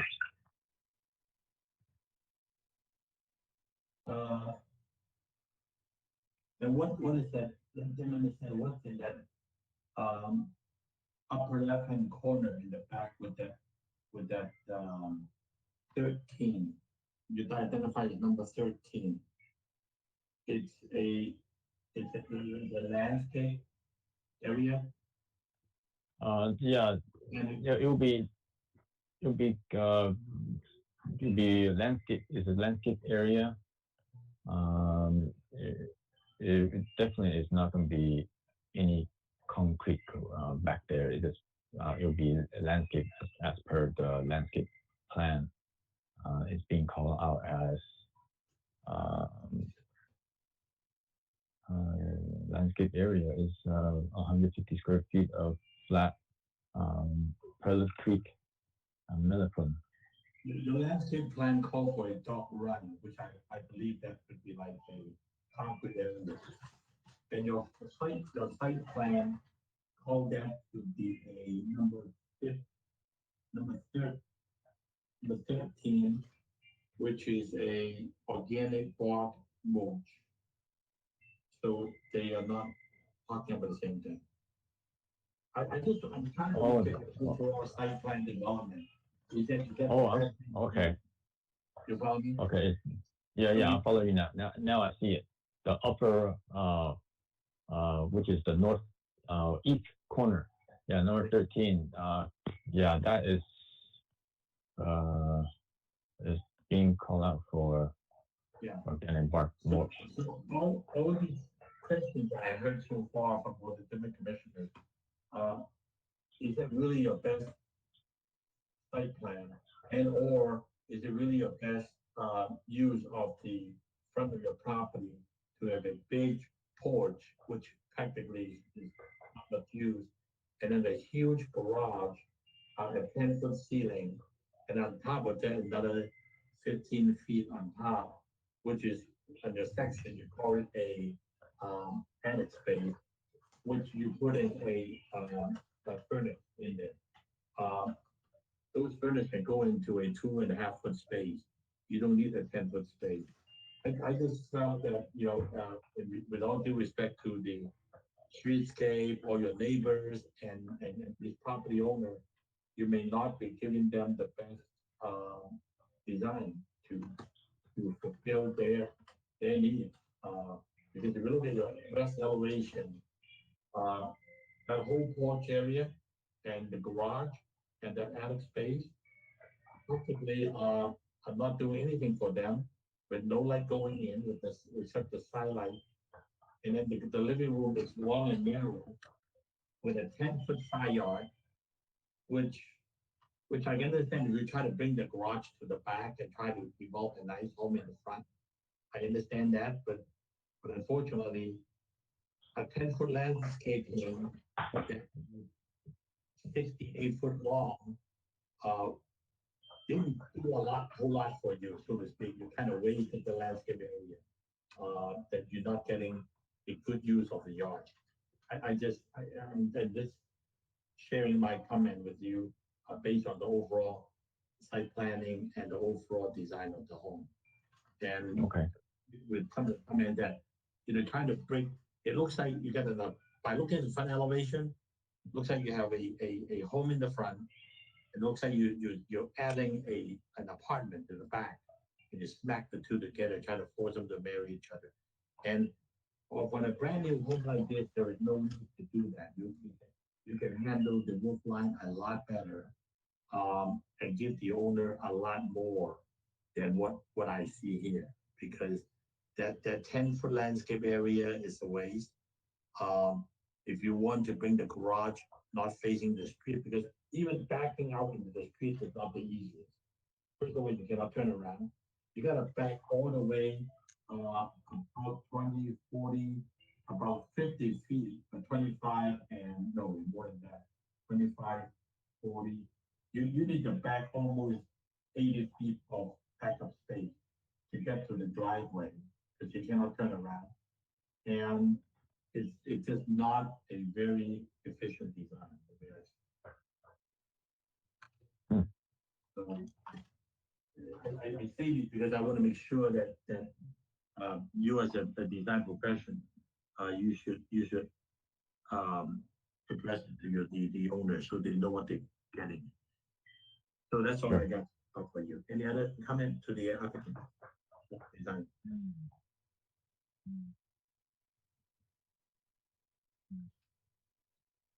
Okay, you've not, so please hold on 1 second. We will get back to you later.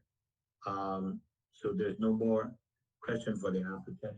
We will now go to Executive Assistant Wong. Did you receive any public comments from anybody regarding this application?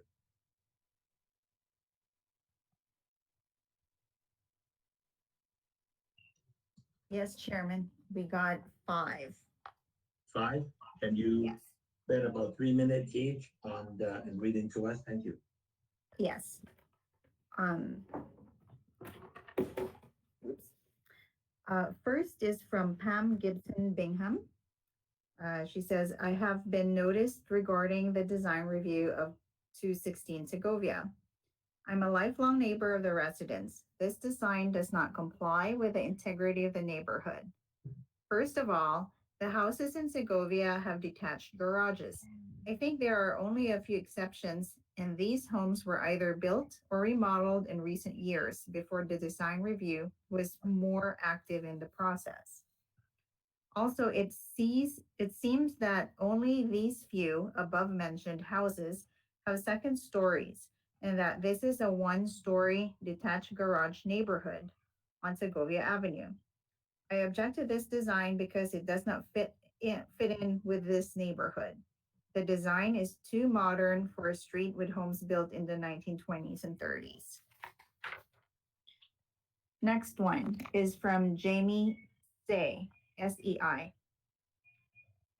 We at 220 Segovia are concerned that the second story easternmost window on the north side, window in the walk-in closet, of the new home at 216 Segovia will have a direct line of sight into our master bedroom through our French doors.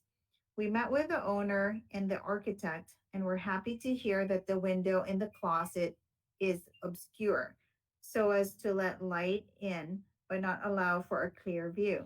However, if the window opens, as we assume it would for egress, that point could be rendered moot. As a more certain guarantee of privacy, we propose the landscaping plan be adjusted to designate higher growing greenery to provide shelter from the view into our bedroom, and backyard. The current specs are for waxy leafed privets, which grow to a maximum height of 10 feet. The bottom of the second story windows are at 13 feet. As a matter of process with second story homes, it is very difficult to visualize the point of view theoretically.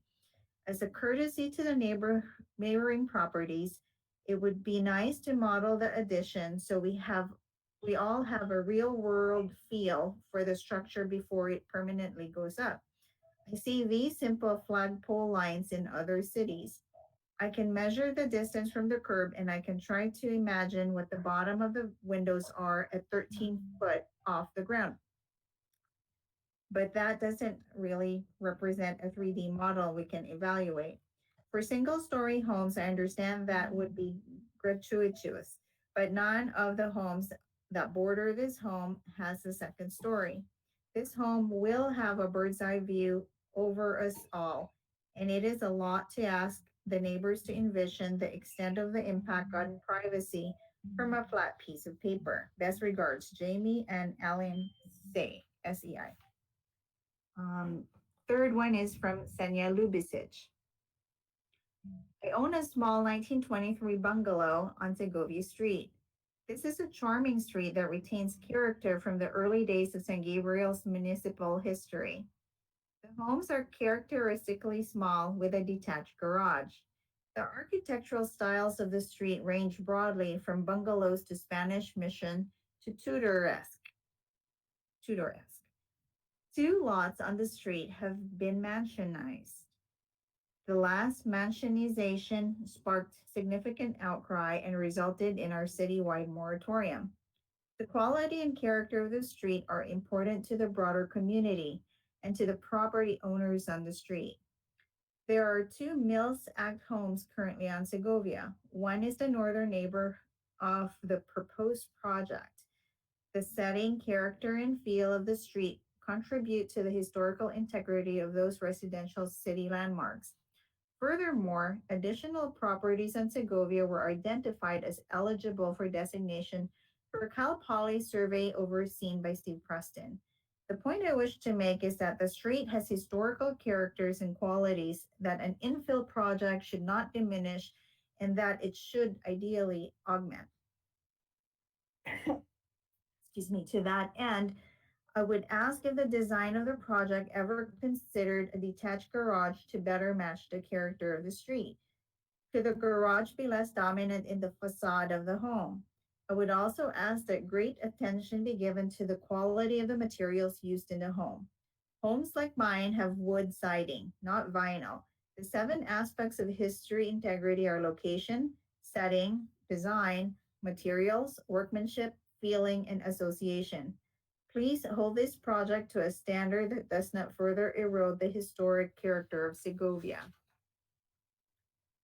Number 4, from Margarita Duran. I met with representatives of the 216 Segovia project last Friday and was informed that you would be sending an email link to listen, participate in the design review committee scheduled for Monday, July 27. It is approximately 2:15 on Monday, and I have not received an email to properly participate in the meeting tonight. Also, I am registering the following complaint request to the City of San Gabriel. We did not get sufficient notice of scope and scale of the project. There is no mock-up to fully assess the impact of the project on our neighborhood's property. The project as proposed presents a severe infringement on privacy and freedom of expression, as well as environmental and quality of life issues.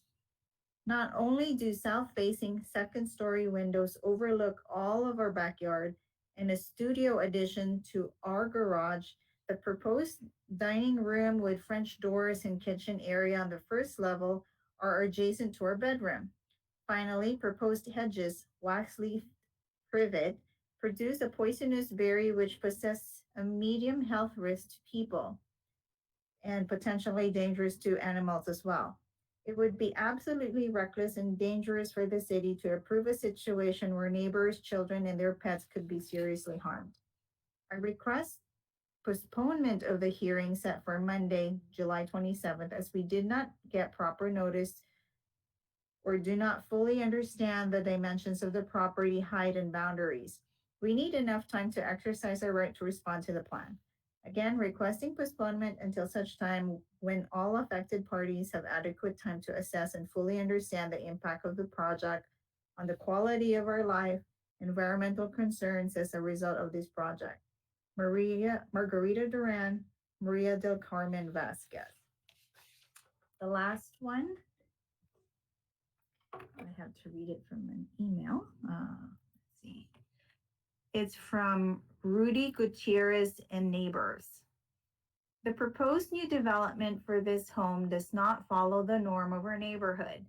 The homes that are located on Segovia Avenue consist of Spanish and English style homes. The redesign for 260 North Segovia does not fit the style of the block. The style of the home needs to be reconsidered.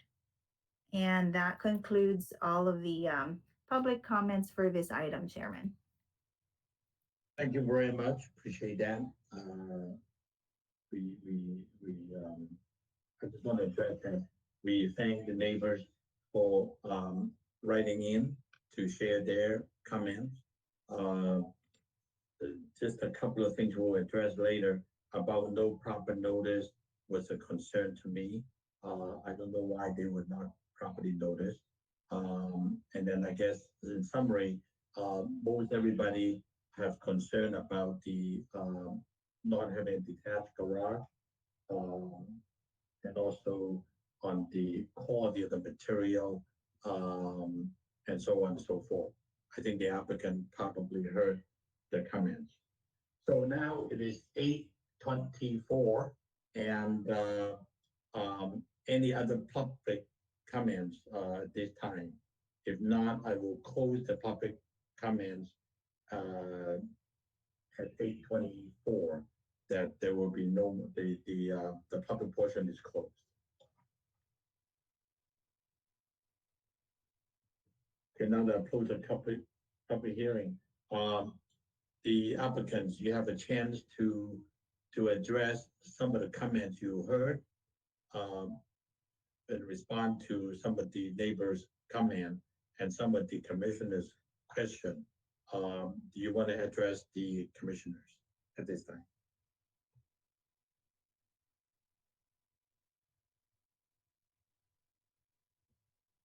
Mr. Henry Ho, are you still there? Yes, yes. I'm sorry, I'm still here. Yes. You hear the comments, and again, mainly everything is addressed to the style of the home, quality of the construction material, garage back into the street rather than a detached garage. Some of the comments we asked you, and also why aren't they property notice? I don't know what the reason was, and some of the privacy concerns both to the north and to the south. So I guess you heard what happened. So do you have any comments you want to make to the commissioner? At this time, not much, but I do have a few. let's begin with one of them is the garage location. One of the main reason for the garage not being be detached and to put at the rear of the property is because of all the hardscape, which is a massive of concrete. It's a long, narrow concrete driveway, which is very expensive due to the materials of increase due to the material increase in cost. And when you have more concrete, it increased the temperature of the heat to make the property much hotter during the summer. So that's one of the reason why the garage was not designed as detached to be put in the rear. And the second one is for regards to the lemon tree in the front yard. That lemon tree, we can work out with Matt to pick out a more of an appropriate tree to satisfy the hearing comment that we received this evening. And the third one regards to the 10-foot first floor seating plate line. We can propose to reduce that to 9 feet to bring down the total height of the building lower. So I think that's all I have for now. Thank you. Does the property owner, Mr. Chow, do you want to make any comments?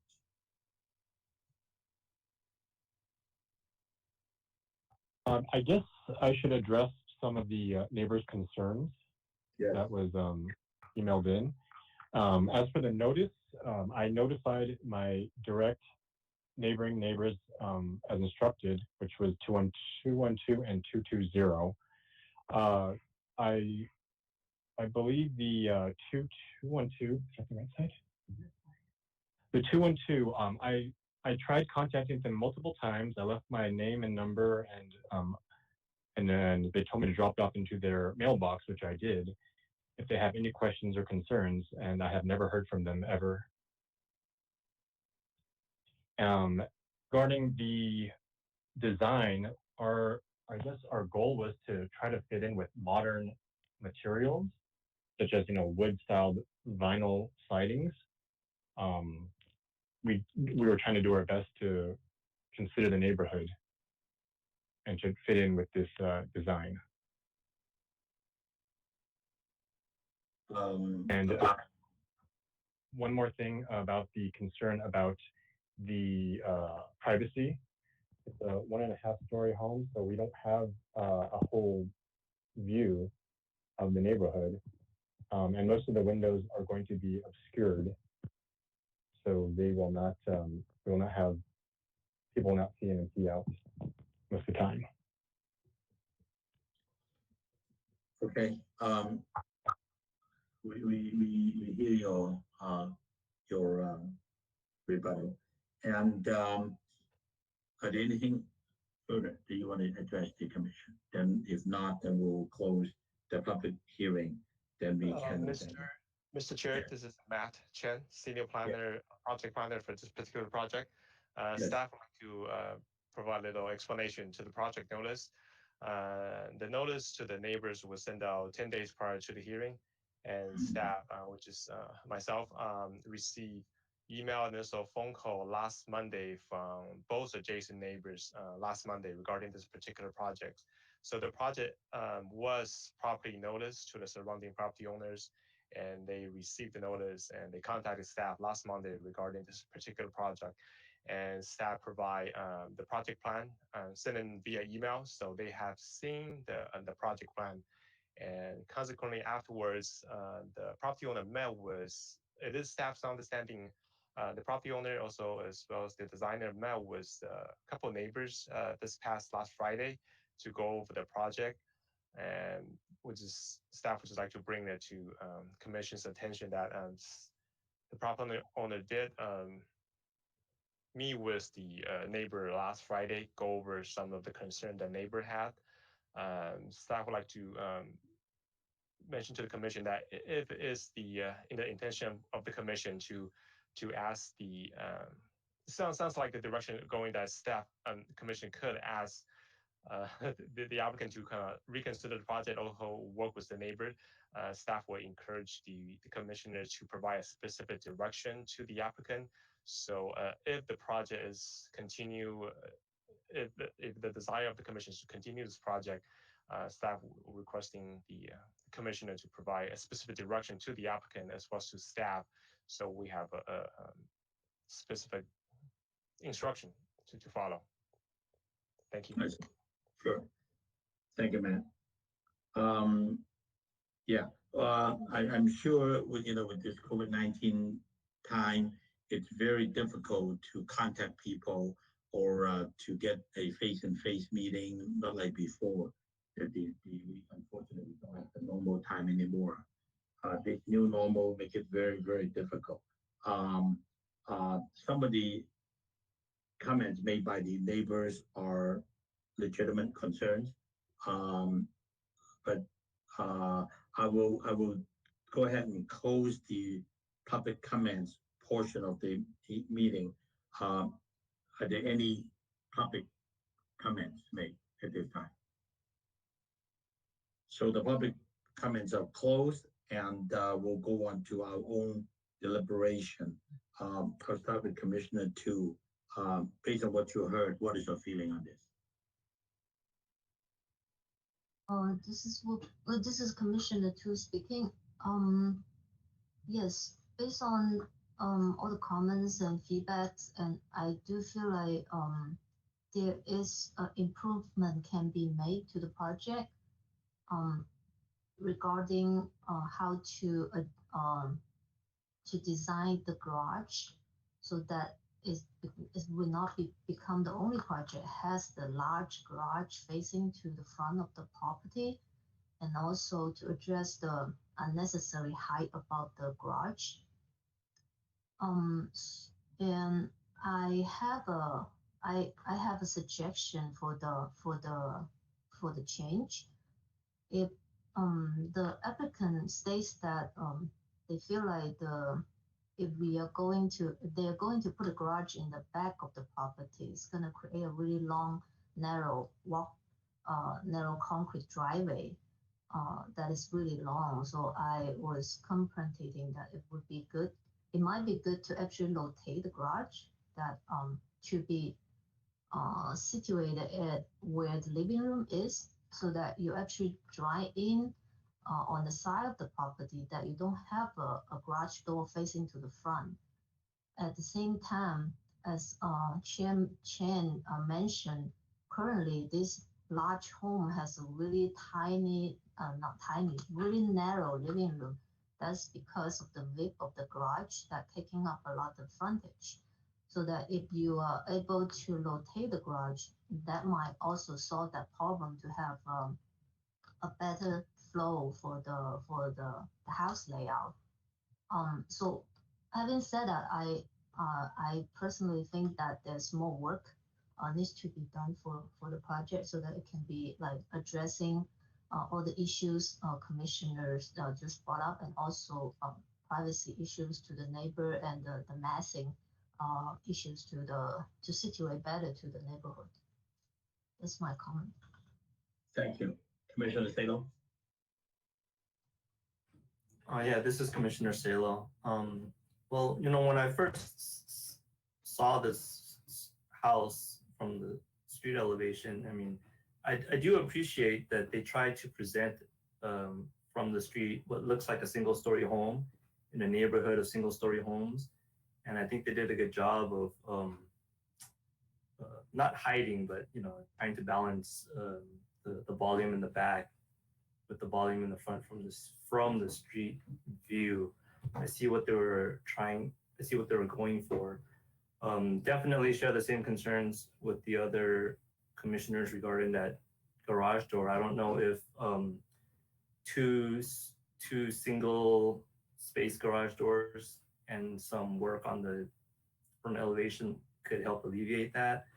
The roof slope, I do see precedents for that around the neighborhood. But I don't see anywhere where it's just so massive. Maybe just like the plane that's being presented to the front. Maybe it could be broken up a little bit, but yeah, it's an interesting design challenge. Definitely the wood siding or some type of engineered material would be preferable over the vinyl. And also one of the paint colors, the ultra white bright, you know, the neighborhood has a nice aged character, and I think maybe like an off-white color would be preferable to the ultra white bright that's being proposed. That's all.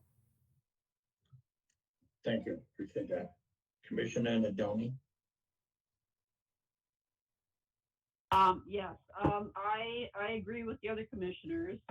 So the suggestions that staff is looking for is no street-facing garage door, reducing the height of the first floor plate, and I think materials, you know, looking at potentially, you know, different materials, getting a better idea so the commissioners can actually review the materials to what you're, I mean, it's difficult. We're on a virtual meetings. We used to have materials boards that we could react to. Unfortunately, we don't have that anymore. So it's very important that the specific materials are called out so we don't have to page through manufacturers' brochures. So I think, and I think in response to the owner and the architect regarding a drive to the back, you don't have to do a complete concrete driveway all the way to the back. There's other materials, permeable materials you can use. You can split up the driveway. The design guidelines for the City of San Gabriel has different suggestions and recommendations for driveways.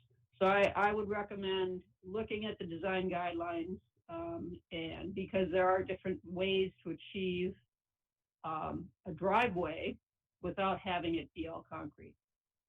Thank you. Thank you very much. Board Chair Ramos? Yes, I'd like to just reiterate all the concerns regarding the garage doors facing the street. Once again, looking at your curb appeal, and also looking at that interaction with the neighborhoods, with the foyer and a garage door in front. There's no interaction. You know, there won't be any extra eyes and ears looking at what's going on in the neighborhood.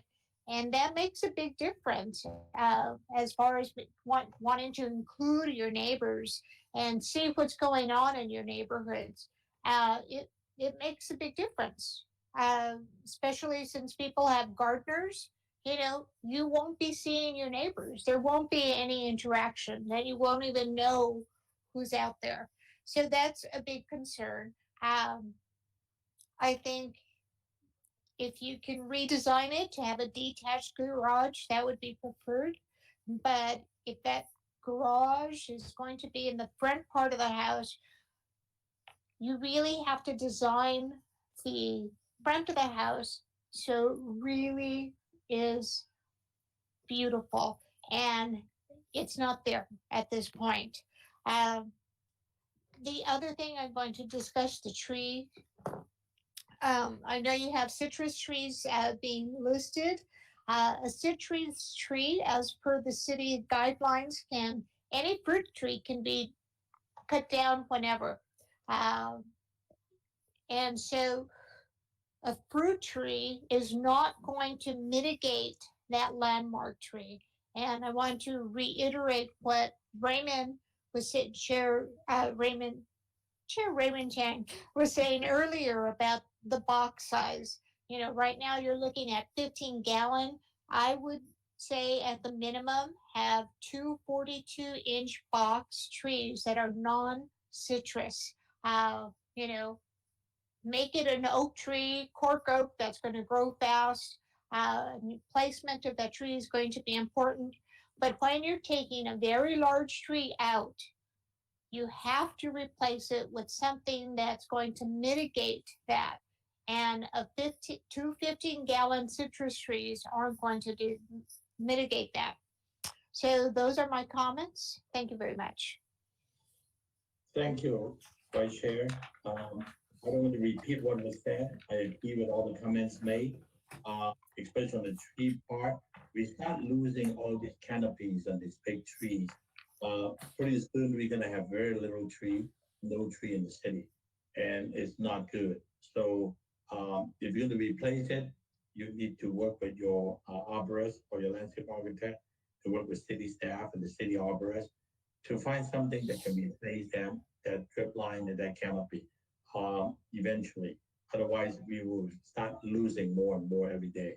The all the other comments made, I don't think this is something that you can just go back and twist a little bit and try to come back and get approval. Um, I you heard the concern about some of this vinyl material and they don't all these details they don't work right. For a neighborhood that's in the 20s, they all use hardwood boards for sidings. They use the authentic material, trying to come up with something quick and inexpensive. It just you're getting a lot less considering the amount of effort you're trying to go in and build yourself a nice home.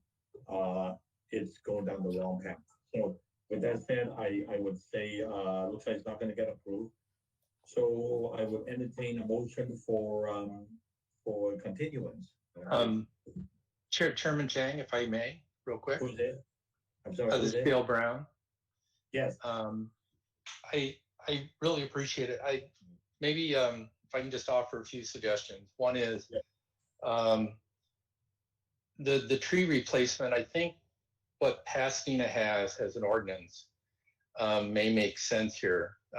It's focused around, in this case, looking at what the original canopy of the tree might be, and then replacing it. It's a 5 or 6 year period where the number of trees that are replaced and the species have replaced that canopy within a very specific period of time. Right. So I think that may make some sense here.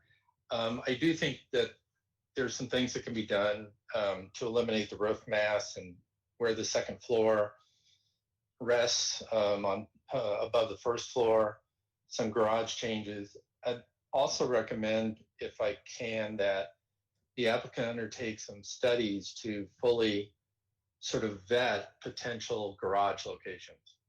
So is it in back? Is it attached in back? Is it detached in back? What does that look like? What does that do to the interior spaces? Because I think that'll be important for the commission's discussion when they come back, is if it still, for whatever reason, remains in front, then there's a great amount of logic and design basis for why they made that decision. Thank you. Yeah, I appreciate that. Sense here is focused around. I'm sorry, who was that? Okay. Did I hear somebody else talking after Architect Brown? No, I was muted by them. Okay, all right. No, we hear you loud and clear.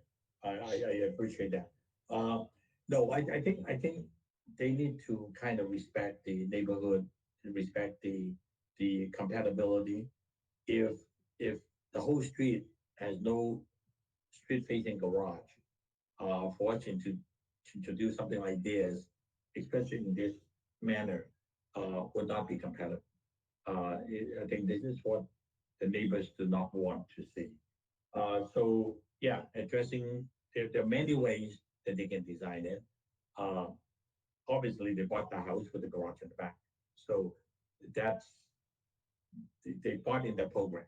And if you want to improve it, prove to the neighbors and the neighborhood that you are truly doing an improvement to the neighborhood, so that it does not stick out like a sore thumb. I think the whole R1 development that brought to this commission was because of too many people abuse that freedom, and neighbors are getting a little unhappy about it. So we do what we can is to try to maintain the quality of the living for the neighbors. And we're not against development. We, as a matter of fact, we encourage them to bring it up to today's living standard. But but if we're going down the wrong direction, then I think we need to address that. So one last question for Matt. Do you think you have enough direction together with Mr. Ho and Mr. Chow? Do you think you have heard enough from the commissioners which direction that you should go, working with the city architect to bring in something that substantially address those questions that we have, hear from the neighbors and hear and from us? Then we will go on a continuance. If you force for a decision for approval or denial, then we can act on that too. So you let us know how do you want to do this. Thank you, Chair. This is Matt Chen. Thank you, Chair, and thank you for the rest of the commissioner provide a specific direction. So you help city staff, city architect, as well as the applicants team to bring back a better project, work with the neighborhood to be more neighborhood compatible. One more thing staff would like to suggest you is maybe continue this item to a future meeting uncertain. So staff could have a little bit more time, work with city's architect as well as the applicants and team to bring a better project in front of you next time. So staff is recommending to continue this item to a future meeting uncertain. And what happened was in this particular case that staff will renotice the project to surrounding property owners again to ensure the neighborhood get a sufficient notice for the future meetings. Yeah, we appreciate that. Thank you, man. I mean, just on the last project, that started 2014, and 6 years later, I'm honestly glad to see that at least they get to the right direction and get the right end product. It's going to be something that people will be proud to look at it for 50, 60 years.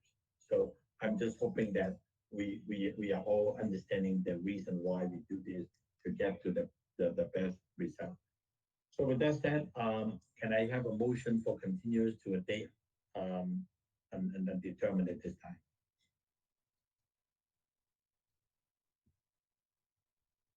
I'll make a motion to, Erlinda was going to make a motion. Go ahead, Erlinda. Yes, this is Vice Chair Romo making a motion to continue to a future date. Uncertain for now. Should the date uncertain at this time? Yes. So, yeah, thank you. Do I hear a second? I second. Commissioner Thank you. Nadolny. Thank you, Tony. Let's call for the question.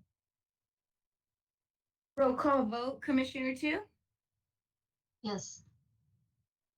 Commissioner Salo, Yes. Commissioner Nadolny, Yes. Vice Chair Romo, Yes. Chair Chang. Yes. Motion passed, vote is 5-0. So the project is continued to a future date. Please work with staff and the city architect to work out some concerns and details based on what you heard. Hope you were taking notes on that. Thank you very much. Okay, we'll move on to agenda item C, 431 Central Terrace, planning case number SPR 19-005, site plan review, applicant Francisco Renaga. Staff, I think Anthony, you're going to be doing the PowerPoint presentation for us. Yes, thank you, Chairman. Good evening, Chairman, Vice Chair, and Commissioners. The next item before you tonight is for a site plan review to propose a new two-story house and attached two-car garage at 431 Central Terrace, planning case number SPR 19-005. Next slide, please. The project is located on the west side of Central Terrace, just north of East Central Avenue, and south of East Fairview Avenue. Slide number 3, please. The property is currently developed with a 902 square foot single family residence and attached one car garage. The property is surrounded by other single family residences to the north, east, south, and west of the subject site. And on your screen is a vicinity map showing those properties. Slide number 4, please. The property is zoned R1 for single family residence and has a general land use designation of low density residential. Slide number 5, please. Slide number 3, please. The proposed project is for a new 1,974 square foot, 2-story single family residence, 1,019 square feet for the first floor and 955 square feet for the second floor, with an attached 2-car garage.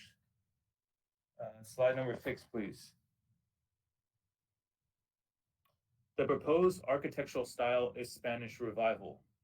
After several meetings with staff and the city architect, the project has improved over time. It combines sensitive building massing, a low-pitched hip gable roof profile, a tile roof to go along with the Spanish Revival style, intentional window placement or sizing, iron balconies that are decorative to the style, and garage door trim. The project also features exposed oversized roof rafters, an arched porch opening with a thickened columns, large patio doors, picture windows, and terracotta details that are also cohesive to the style. Can I go to slide number 7, please? The proposed project meets all of the San Gabriel Municipal Code requirements for setbacks, parking, height, lot coverage, and floor area ratio. The project is not built up to the maximum square footage that the code would allow for, and also provides setbacks that are well within the requirements. Slide number 8, please. As a part of the review for this project, the San Gabriel Municipal Code requires a comparison of the 1 to 2-story homes within a 300-foot radius of the project site. There are currently 10 properties within the 300-foot radius. It is worth noting that one of those parcels, or one of those properties, is actually contains 5 2-story residences that is located just to the north of Central Terrace. The properties are highlighted in yellow in the map shown on your screen, and the subject site is highlighted in blue. As well, staff has also attached the photo survey that the applicant has provided showing these properties, and that has been included in your packets tonight. Slide number 9, please. As mentioned before, the land use designation is low density residential, which would allow for this project. The project also meets the following goal of the general plan. Community design goal 10.3, which states to create designs that live and breathe with San Gabriel's neighborhoods as they themselves live and breathe. Can I go to slide number 10, please? Thank you. This project is exempt from the requirements of the CEQA per guidelines 15301. 15303, class 3 for new construction or conversion of small structures. Slide number 11, please.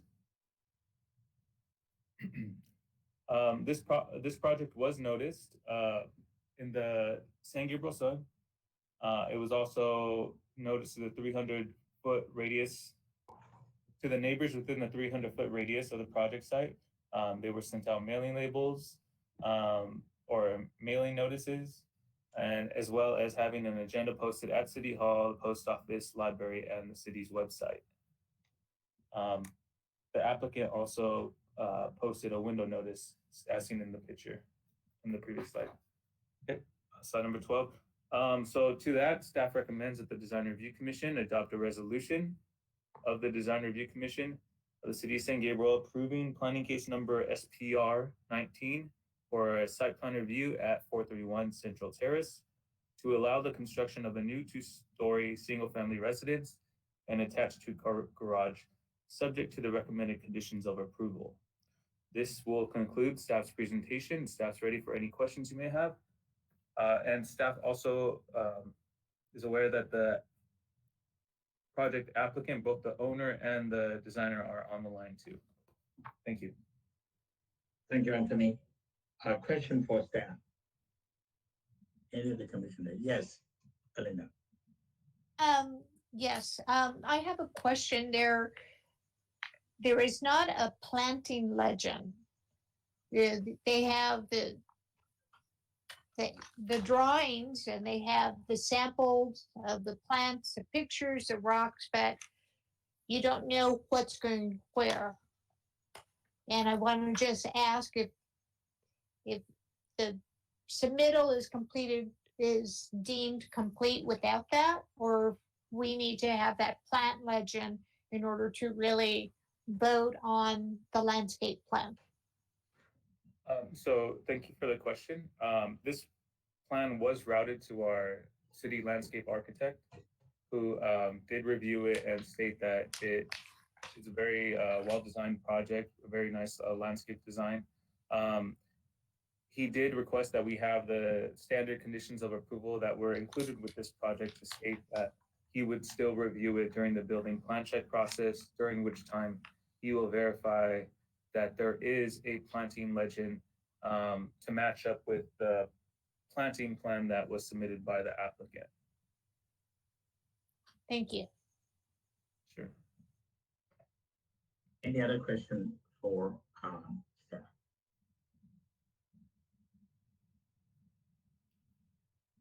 Hearing none, we'll move on to the applicant. Is the applicant or the representative here? Please address the commission with your name and address.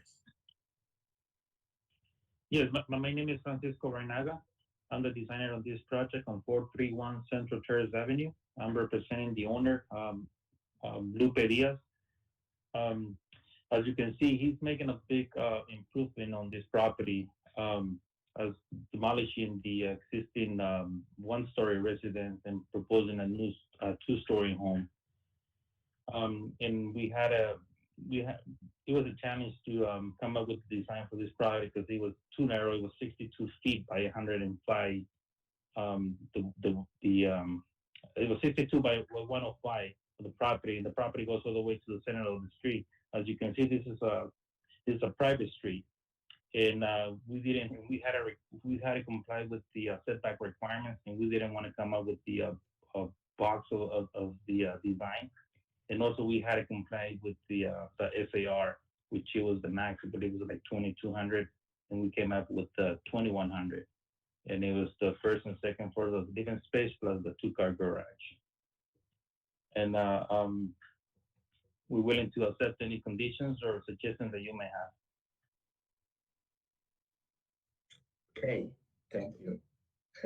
Does the property owner want to address the commission also?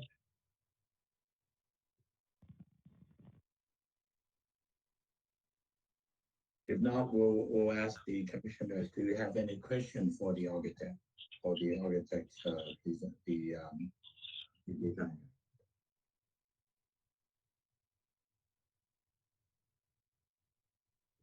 This is Commissioner Tu speaking. I have a question for the architect.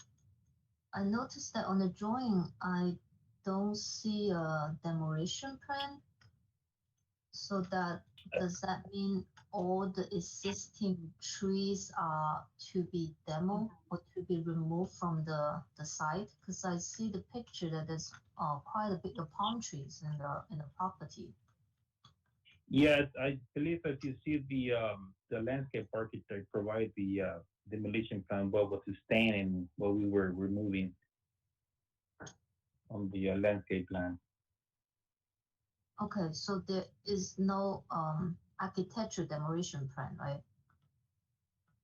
No, we on our site plan we're showing just the existing house that is going to be demo. If you see the site plan, we have it noted there. and as a hidden line, it says the existing residence to be removed on the left-hand side, and also on the right-hand side, we have the existing carports to be removed. I think those were done without permits. Oh, okay. All right. Yeah, if you see the site plan, you can see the configuration of the existing house that has been. It's a hidden line, like a broken line. Okay. All right. Thank you.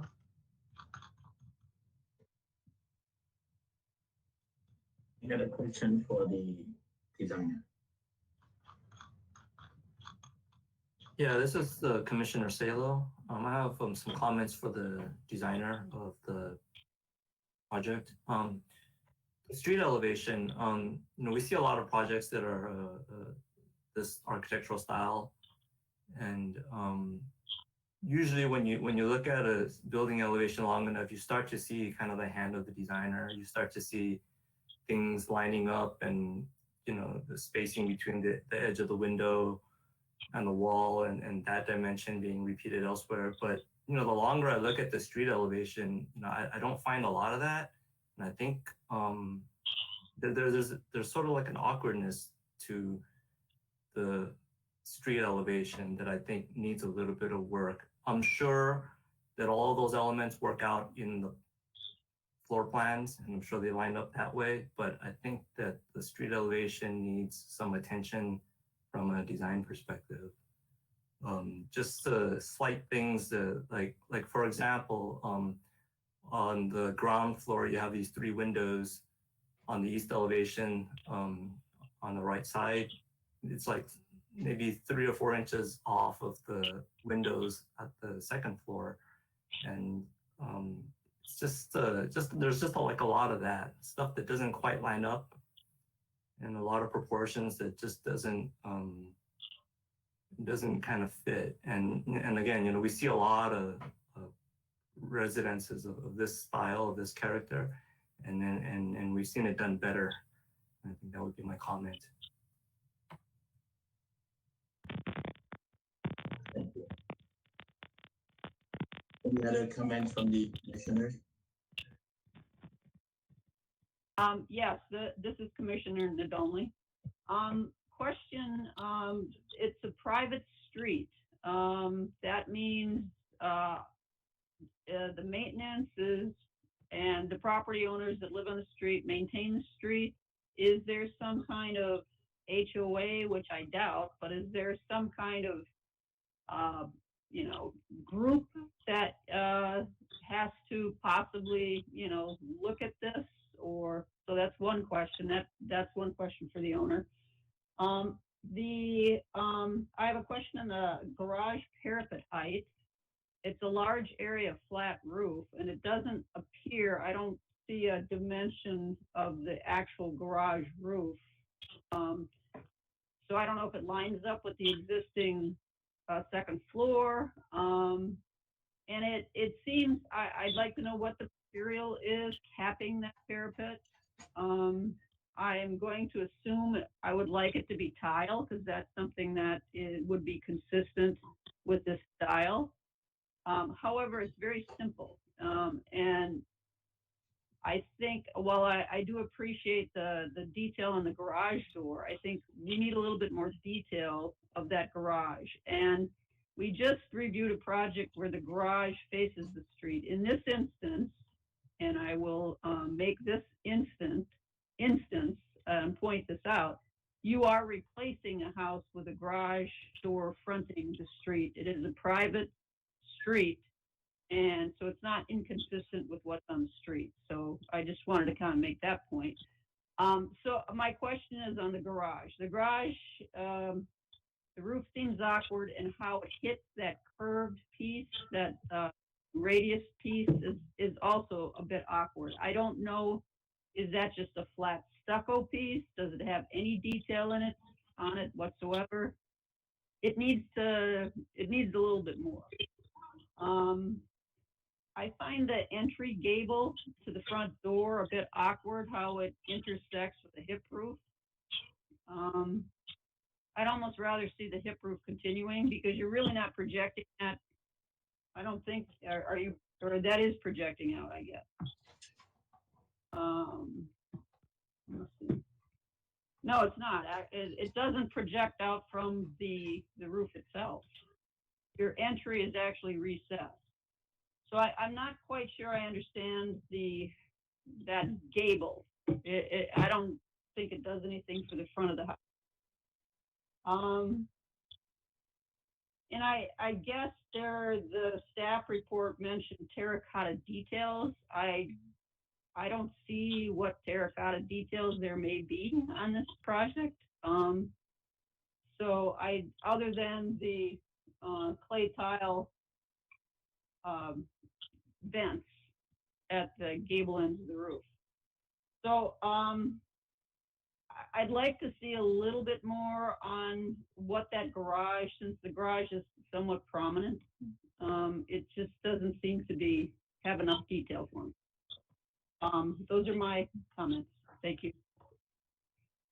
Thank you very much. Vice Chair, you have any comments or question for the architect? Yes, it's basic comment. We have the garage door, which is kind of the biggest element on the ground floor. And then the front door isn't quite matching the garage door. And with that type of rustic garage door, I would suggest that you use a rustic front door that has some metal work to tie it into the garage, and look at having a speakeasy. So the little window that you see on the old houses with the iron bars, I think that would tie in that garage door, and kind of you build those elements of the house all together. That's my comment. Thank you. Thank you. Yeah, I agree with most comment made. I just want to address to the designer that your basic site plan, it's there. Some of the details I do have some concern with is your roof plan. The half overall looks really awkward. The fact that you did not finish the roof tile at the garage, or what kind of parapet detail to address that the garage roof is also a concern. So you have made some attachment on attachment D that shows some very authentic Spanish architecture details, and the same as the Mediterranean revival, 05, door details and the roofing and all of that. So you really should spend a little more time on detailing those out. It's almost there, but the roof plan, you can easily go back to some more traditional roof plan layout to finish the tile correctly. The way you had it, to really look awkward. Looks like the thing is twisted and is turning to the wrong direction. Some of the window details, all of those worked out. So I would say it's come down to some of the details. If you can make some of the detail work on the attachment D, you have a lot of raw line details, but we don't know which one you're addressing to. If you like a particular one that will work with your design, you should identify which one you want to use, and then cloud those so we know which one is which. So all in that, I think the project is overall acceptable, with the exception on some minor details. That's my comment. Okay, let me go to Executive Assistant Wong. Any comments from the public? Yes, Chair. We do have one, and it's from Sion Yao. It reads, I have reviewed this project to build a two-story home at 431 Central Terrace. I live in a property bordering this address and would not want a two-story home to be built right next to me. The property surrounding this neighborhood appear dense as is. If a two-story home is built at 431 Central Terrace, it will make the neighborhood appear even more congested. A two-story home will stick out like a sore thumb, making the neighborhood look less attractive. The home values surrounding this lot, if the project gets passed, will also be negatively affected since all the other homes on the street is only one story. Further, if a two-story home is built at 431 Terrace, Central Terrace, the residents there will be able to look into the rooms of our house, as well as our backyard from the second story. This is an invasion of my privacy. For the foregoing reasons, I highly urge you, members of the Design Review Commission, to deny this project. Sincerely, Siuniao. That's all, Chairman. Thank you. Um, Anyone else on the phone or wanted to address the commission? It's the public member. It is now 9:11 p.m. and I would not open up for any further public comments. So is the applicant ready to address after you heard what the commissioners' questions or comments and also together with your neighbors' comment? Francisco, or the owner, do you have any comments you want to address to us? No, we're okay. Okay. All right, thank you. So now we'll close the public portion and then we'll just go on to our own deliberation. I will start with Commissioner Salo. I'll start with you on this one. What is your feeling on this? Yeah, I think like what has already been stated, I think the site plan, the floor plan, I think is almost there, but I think like I had stated that the street elevation needs some work. I think there's just a lot of weird spacing and proportions that and some attention to detail and design proportion and cleanup of the building form that needs to happen. And I think it'll be there. I mean, it's almost there. It just needs a little bit of massaging. Okay, thank you. Commissioner Tu? This is Commissioner Tu speaking. Yes, I agree with other commissioners' comments, and I do think there's more detail needs to be studied, especially that flat garage roof, and also I noticed that the slope roof, the eave detail doesn't seem like have any depth for construction. It's not real. So I think the designer need to spend some time to really study the Spanish architecture to actually get the dimension right. Thank you. Thank you. Commissioner Nadoni? Yes, I agree with Commissioner Tu. When you look at the elevation, you see the top plate with no ability for any rafter to kind of sit on the top plate. So that, especially if you're looking at the front elevation, you see that gable. So that needs to be worked out a little bit better. And to be honest with you, looking at the front elevation, in my opinion, I would get rid of the gables completely. They look very awkward if you look on the north elevation, south elevation. It looks like they're cut off. It would almost be better if they were hipped. It would also probably give a little lower presence to the street. And having the gables on the ends just don't do anything for the project. So I think the details, I would like to ask if the architect is still on the line, what was the intention for the parapet, the top of the parapet? Which parapet? The garage. Are you talking about the garage? No, we wanted to keep the intention is to keep it as like the old Spanish style. I mean, they had a flat, the garage were flat.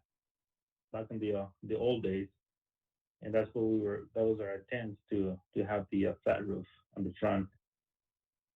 So, so is the material on the parapet cap, what is that material? So that was going to be a stucco. It was going to have a finished stucco. You know, you're going to call it California stucco. I see that. And that was my comment was that I live in a 1926 Spanish style house with a flat roof, and the parapet has clay tile on it. So I think that was much more common to do that if you're trying to pull from historical materials and historical details rather than just doing a stucco top. That's my comment. Oh, okay. Thank you. Vice Chair Ramos. I also live in a historic, an older home, not as old as yours. It's a 1931 Spanish colonial revival, and I have a pitch roof in front and flat in the back. So I think there's room for interpretation and working with the styles. There's great examples here in the city of San Gabriel. My comments, I agree with what has been said, and I want to really strongly reiterate about the front door, trying to do something with the speakeasy, bring in some iron work with that front door, and you'll get, it'll play off that balcony on the second floor and your garage door, and you do that iron element. It would really help improve the design of the house. So thank you. No more. Thank you. I don't want to repeat what was said. I agree with all of them. The only thing I would address is that this particular neighbor, Mr. Yao, is it to the right hand side or to the left hand side of your property? Do you know? Whichever it is, I think based on what we heard, his concern is the privacy. I would talk to your landscape architect and look at the placement of your window, and if there's some way that you can have some taller plants or trees to at least try to put those trees in the correct location to address some of the privacy issue, I think will make it a lot easier for your neighbors. So that would be the only thing I want to add when you come back for next year. So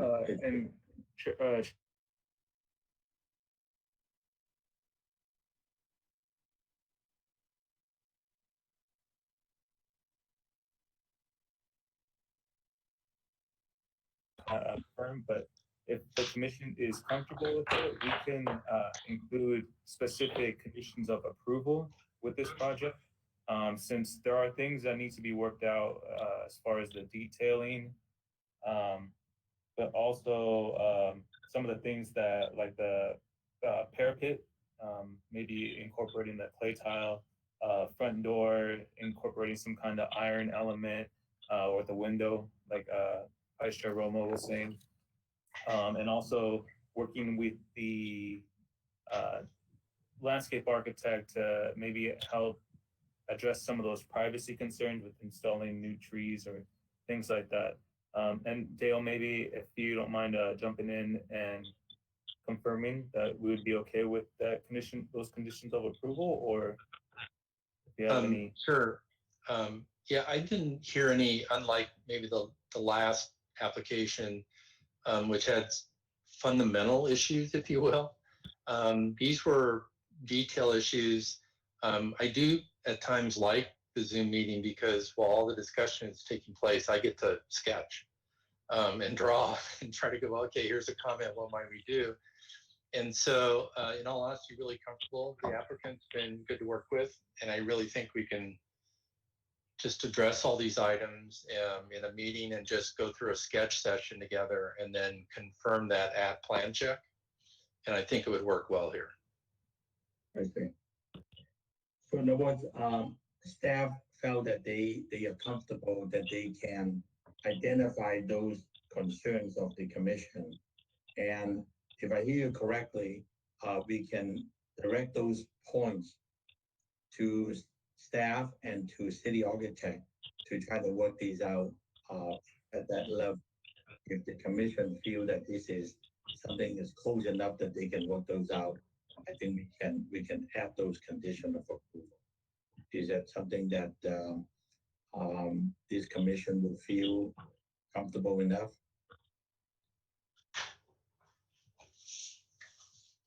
So the motion would be approved with this additional condition. Or if you want to see what this designer can do, then they will come back with the drawing. Because I don't know how the workload is, and I know how difficult it is. Try to bring back the next. Otherwise, we're going to be work with the workload would be a lot heavier by building this month after. Yeah, I would be open to. I'm sorry. This is. Go ahead. Go ahead, So Sarah. I think we're gonna say the same thing. This is Commissioner Nadolny. I think, I feel comfortable, making a motion to, based on these recommendations, to approve this project to go forward under the review of the city architect. Great, great. So do we do a motion for approval with these added conditions that was stated by staff? Stalo, do you want to say the same thing? Can you second it?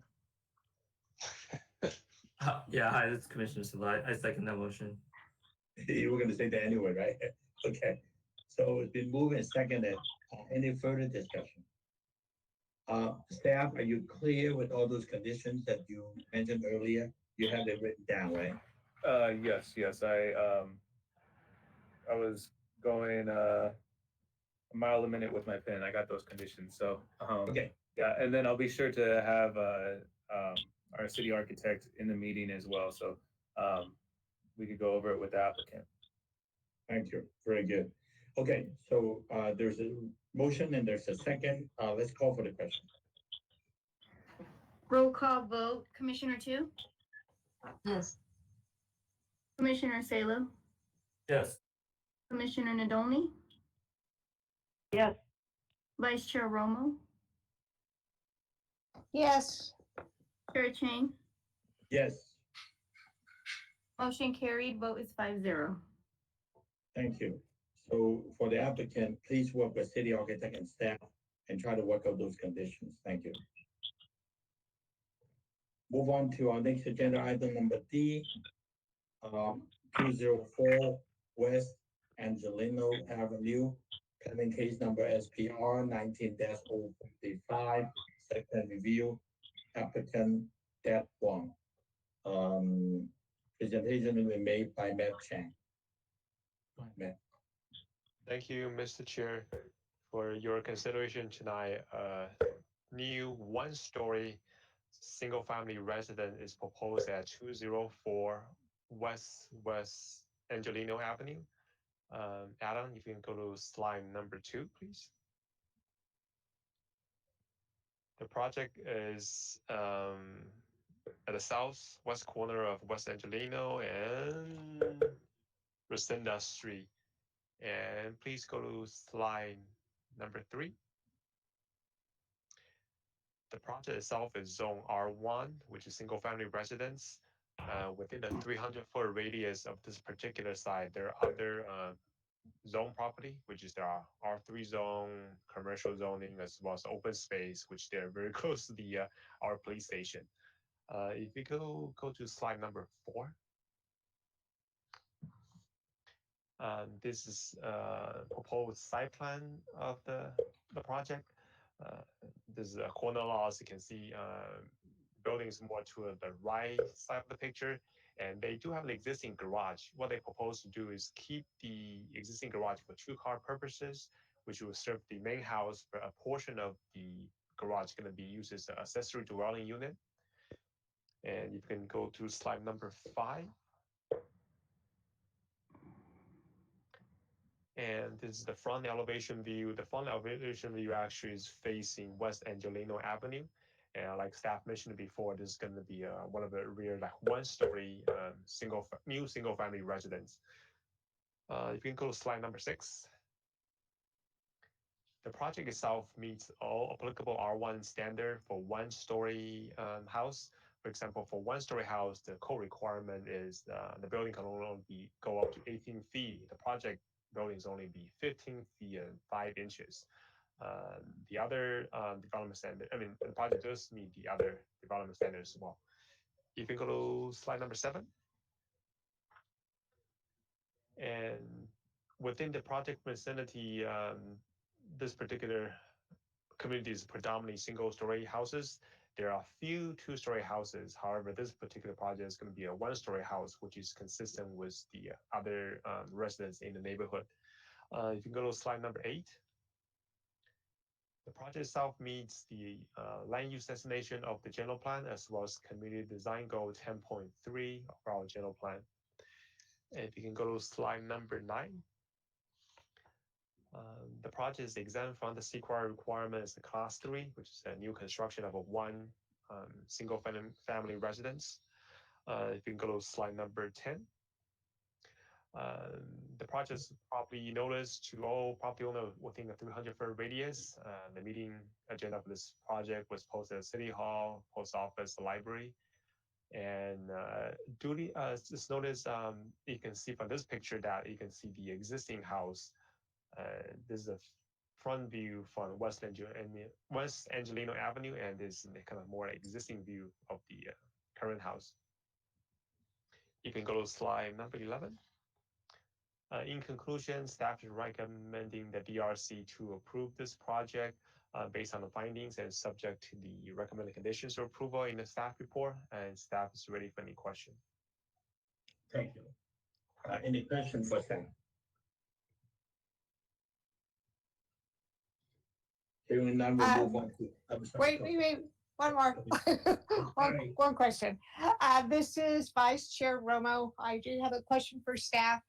I know, I understand reviewing the two-story homes due to the mansionization, but what is the purpose for us? What is the reasoning for this body to consider this project? The code, the San Gabriel Municipal Code actually states that any new single-family residence needs to receive a review and approval by this particular body, Design Review Commission. And the code doesn't exclude any one-story single-family residence. And I guess normally to have a lot of new two-story houses, but this is one of the rare cases that there's a one-story single-family houses. Unfortunately, the code doesn't exclude any one-story or two-story. All new houses needs to go in front of DRC for review and approval. Great, thank you very much for that explanation. Is heritage value of the home being demolished one of the reasons why they want this body to review new development only? Was it one of them? Yes, Mr. Chair. One of them is we look at the historical value of the existing residence, but as well as the new design. Because, for example, the new design for one-story house, you can go up to 18 feet, but we still need to look at the street view perspective of the new residence, the architectural style, the material use. Of course, the massing will be a little bit lower for a one-story house, but we still need to look at the style, the material use, also, for example, the size of the project too. We still have the FAR lot coverage requirement. Sure. Thank you. So it looks like we're going to be busy here. The all new homes will come to this body. All right, that's fine. Any other questions for staff? Yeah, this is Commissioner Salo. I have a question about the ADU. Is that subject to review? For the accessory dwelling unit ADU, the applicant is proposing an ADU as a part of the project, and therefore they include it as a part of our plan, so they can be more transparent to the commissioner as well as to city staff to show the whole big picture of what the property owner is planning to do. However, this commission cannot review any ADU portion. The ADU portion, according to the state code, has to be a ministerial review, which is only by staff level. We cannot get into the ADU discussion as part of the public hearing process. Okay, I think my only question, and I guess if it's not subject for review, I just want to point out that, you know, the main house has a 6-foot 4-inch side yard setback from the side property line, and I understand that the accessory building or the garage can sit over that side yard setback, and I just want to confirm that the proposed envelope of the garage and the ADU are existing. That's why it's allowed to sit over the side yard setback. Yes. Currently, this property has one house and one garage in the back. And what the applicant or property owner plans to do is keep the detached garage in the back. So they're keeping the building footprint. They're keeping the building. It was doing interior alteration to make a 2-car garage and an ADU, and basically keeping the building. So therefore, they're keeping the existing setback. And the main house, they will need to demolish, make a necessary adjustment to meet the today's standard according for setback wise. So the proposed garage and ADU sit within the existing footprint of the existing garage? Yes, as part of the plan, they don't plan to demolish the detached garage. They were just doing interior alteration, necessary facade changes. Okay. Thank you. Okay, any other questions for staff?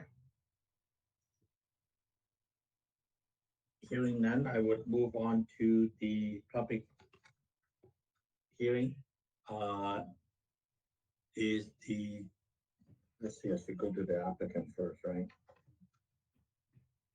Is the applicant there to address the commissioner? Who is the applicant on this one?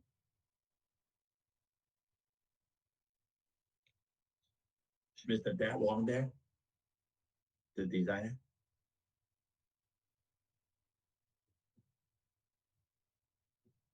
Matt, do you know if anybody representing the owner of the property or the applicant?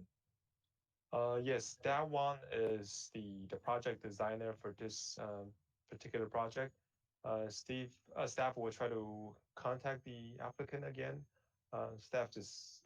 I may have muted them, so I'm trying to mute. Was he on the phone earlier in the beginning? It was Adam from our city clerk office, city clerk department. Hello. Yes. Is Mr. Wong there? Hello. We hear you, but can you hear us? Yeah, can you hear right now? Yeah, who is it? This is Dat Wong. I guess I have some problem connection. So can you hear me now? Yes, we can hear you now. So. Yeah, I'm Dat Wong, resident at 1009 Walnut Street, City San Gabriel. I'm a designer of this project. First of all, I want to thank you, the city staff and city architecture, to help out this review to expedite this process and bring the project to the public hearing today during this pandemic, you know. So like staff mentioned to the commissioner, this design have been incorporate all the staff comment and the city architecture comment, and it's met all the requirement of the residential and the development standard.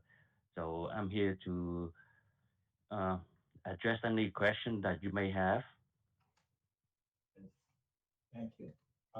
Commissioners, the designer is on the line. If you have any question, please address that to the designer. Hi, this is Commissioner Salo. Mr. Wong, you designed this house, is that correct? That's correct.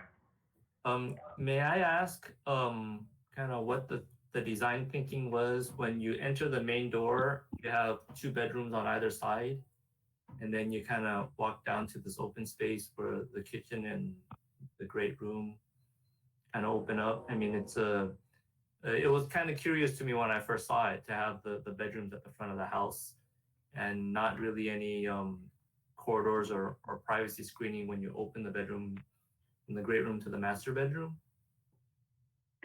Well, the design intent was more like a traditional ranch style, and due to the owner want to max out the area, whatever, to keep the existing garage with not touching it. So and pretty much with the side setback from the street kind of limit us to propose any lot of stuff of the design.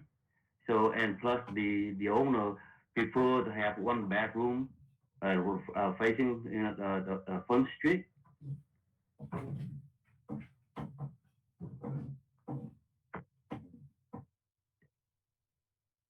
Okay. That's yeah. Go ahead. Did that address your question? Yeah, I just find I'm not sure that the floor plan I think works as well as I don't think it works that well. I mean, when you walk down the front door, you have the 2 bedrooms, and then the refrigerator is kind of the first thing you see at the end of the hallway. You know, I'm sure they can make it work, but for a brand new home, I think that the layout is a little. I think the layout could be a little bit better. We've seen better before. I mean, this is not a remodel or an addition. This is like a brand new property, so there really is no reason why we have kind of these awkward adjacencies. Commissioner Salo, this is Matt Chen, senior planner. Staff would just like to remind the commissioner that in the municipal code, the purview in front of you will be architectural design review from exterior standpoint. The DRC member cannot get into the interior arrangement of the project per our municipal code. Thank you, Matt.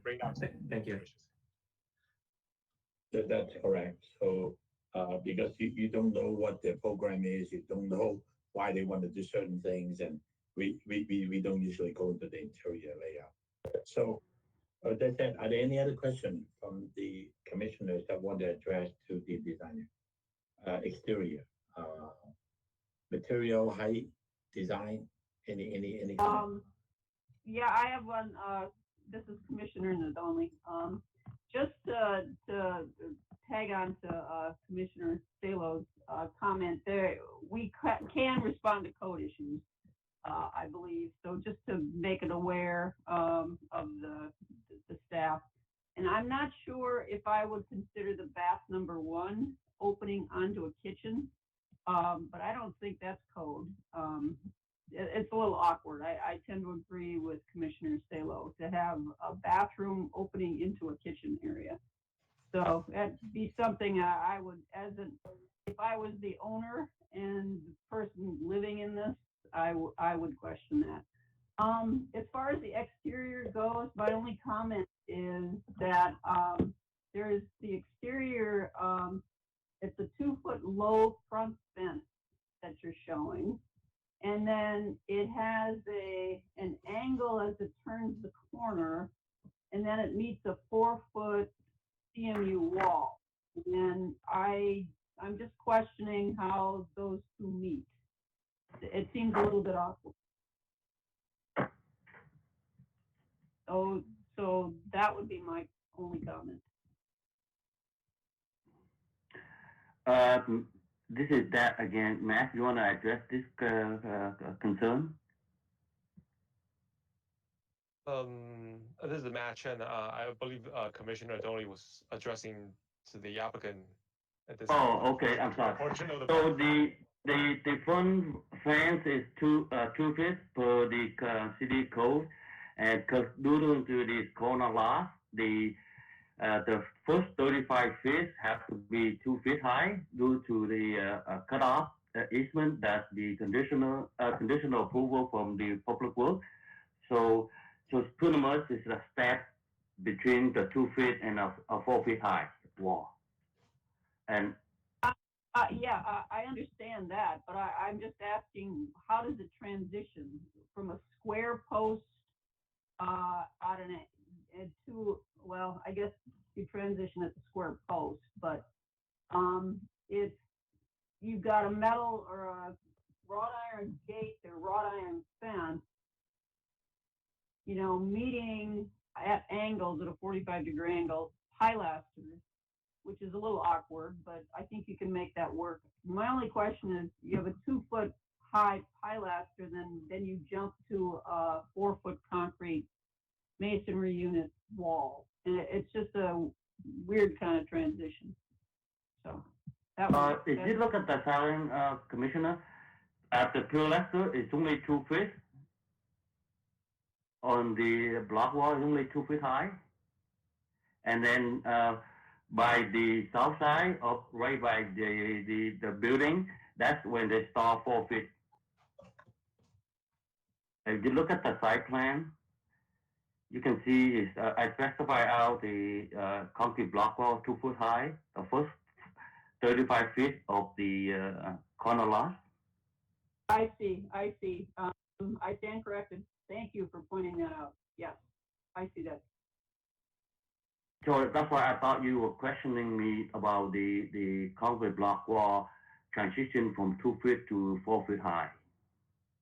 No, that's fine. I have no issue with that. I assume then the decorative portions of it will only be at the 4-foot height. The decorative portion is only 2 foot high. Your detail on A-0 shows a 4-foot high concrete block wall elevation, detail number 2. And on the top it has a scored block with a row of precision blocks and a row of split face blocks. Are you going to continue that at the 2-foot section is my question, or are you just going to have a, solid concrete block wall? I'm going to carry from 2 foot block wall. The detail 2 could call out 4 foot max. So there's a section of 2 foot, and they're going to jump up to 4 foot high based on the site plan. The first, if you look at the property line, the first 35 feet from right to left should be 2 foot high max.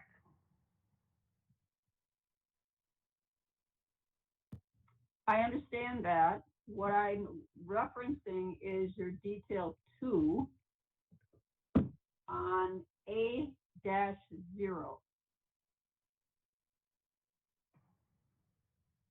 Your detail 2 on A-0 shows a 4-foot high CMU wall with 3 types of blocks on it. My question is, what will the 2-foot high wall look like? That's a very good question. So perhaps we can eliminate the split face, just keep the score concrete block, or we can provide the detail of this detail to eliminate the split plate in the middle, so you only have the score concrete block on top only. That's fine. I mean, it was just a question. The pilasters, are those blocks with stucco on them, or what are the pilasters? Are they also CMU that are in between the rod? The stucco finish. Yeah. What is the finish on the pilasters? The 18 by 18 pilasters. It's a stucco finish. It is a stucco finish. Okay. Okay. I mean, one option is you just have that 2-foot wall be stucco, and then you meet it. That's your option. It was just a question. Yeah, we can do that if the commissioner didn't seem to be suggest that we can incorporate that into the design too as well. Well, Mr. Wong, I think the question is that you have a stucco finished pilaster with a wrought iron in the front facing Angelino. You turn the corner, evidently there was a discrepancy your detail 2 A0 show a 2 foot wall on your site plan specification. Your detail shows a 4 foot wall. So that's part of the question. And then you look at your the wall along the same street, what's the backyard at the number 5 wall, that is concrete block wall 4 foot maximum.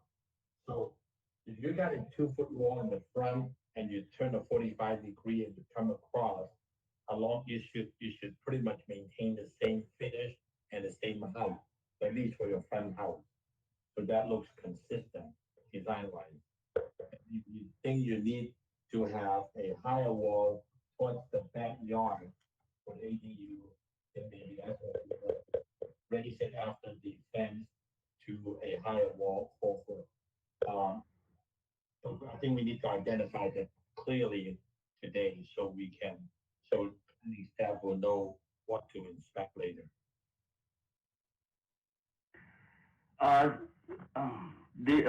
Dear Chairman Chen, I can you kind of breaking in and out. So based on your question, did I address correctly from the corner of the property, go 35 feet to the left?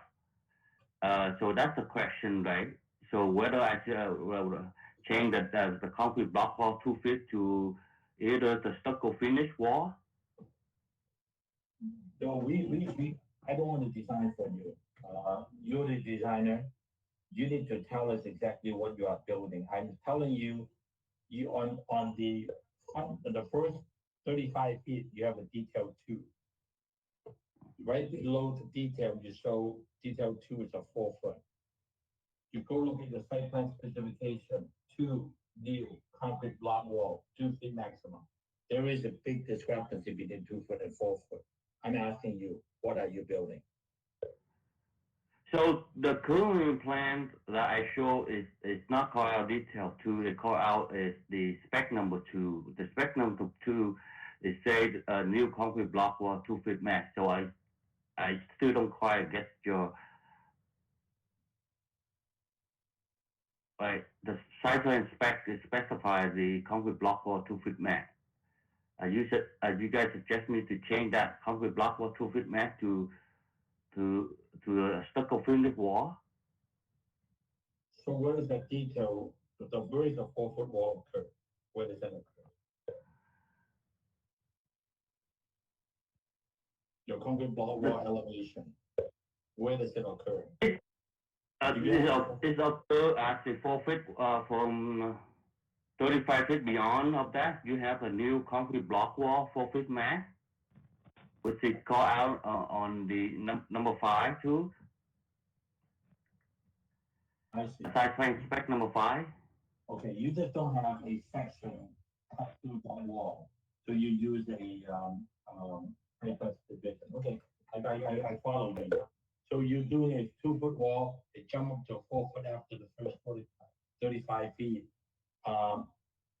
So I guess the question earlier was that what mix do you use to do the first 35 feet? You said you may want to just use some block and maybe no split phase. So you're gonna work it out yourself. You're not gonna do the stucco one, right? Because it will look awkward with the stucco to do 35 and then you jump up to a 4 with a change of finish that will look right here. So okay, it's not. As long as you know what you want to build with, expect understand that. I'm not going to do that because it really is immaterial. Chair Chen, this is Matt Chen.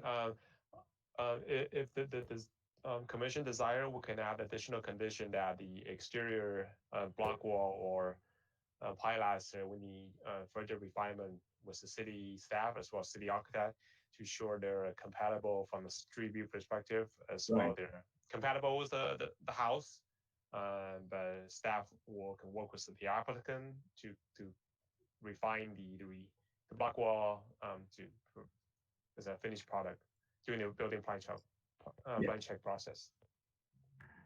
because on that whole front corner, you got pilaster and you got wrought iron. I mean, it would make sense if they do the same thing around, turn it to the front yard, so at least the front yard fence is consistent with the same design. And then once you jump up at the house to 4 foot, then if you want to change the finish, you can change that. But we'll leave it to staff to work it out with the owner. We're not gonna do the design here. Yeah, just a quick comment, and, you know, I actually enjoy the more modern design that you've given us, or that you've shown us, so maybe, vertical wrought iron with, fencing, maybe not choice. So again, staff and city architect, maybe some suggestions. Okay. This is Dale Brown, the city architect. I agree. I think we can come up with a design that's both compatible with the residents as well as is making a transition between the 2 foot and 4 foot at a logical location. Right. Okay, that's good. I think the city architect can handle that easily. Anybody else have any question for the design? Yeah, this is Commissioner Tu speaking. I have a question for the designer. What is the purpose for the house? Is it owner occupy or is it rental? Once again, this is that I believe is the owner got plan to live in. I think she and the brother is on the line too. So I may want to direct that question to the owner. Okay, the reason I asked, Hello? hello? I'm sorry, who's on the phone? Hi, my name is Brenda Rogava. I'm the owner of the house. And what are the plans? Well, if the plans are for me to live in it, I was born and raised in Gabriel, and my ancestors are part of the Gabrielinos. My grandfather and my family are from Gabriel Parish. So those are my plans. Okay. Thank you very much. But Commissioner Tu, usually how they want to use the property is really isn't part of the design review process. So the reason I asked was because from the design standpoint, the material, the quality of the material chosen, and the color scheme, and the detail of the design, is not even compatible to the existing multi-family home in the same neighborhood. That's my concern. So that's why I have this question. I know it's not like relevant to what we're doing here, but it's just a concern that the quality of the material and color and all that. I also I know that it's not our job to point out the layout of the house, but I wanted to point out that the reason for the front facade appear to be not appealing is because both of the bedroom is facing to the front, and the window size has determined that the front facade has 2 small windows with entry door. So I do feel like the front needs a little more work to really to address the essence of the design instead of only place the window where it's needed. So that is the second comment. And also I echoing what other commissioners was talking about the block wall along the property. At the front, it seems like a little better because it's more transparent with the raw iron. But on the side, this is a really long block wall. So I understand the designer showed the render, particularly in a half high, a bird eye view, because if you show it on a perspective, you most likely only see the block wall. It doesn't see much of the building. So that is yeah, those are my comments. Okay. Thank you. Thank you, appreciate that. Okay, any other questions for the design? If not, then I will, thank you, just then I will, we may get back to you later. Executive Assistant Wong, any email coming into you? No, Chairman, we didn't get any public comment for this item. Thank you. It's 9:55. I'll close the public portion. Mr. Wong, do you have any comments you want to address back to the commissioner based on what you heard? And audio.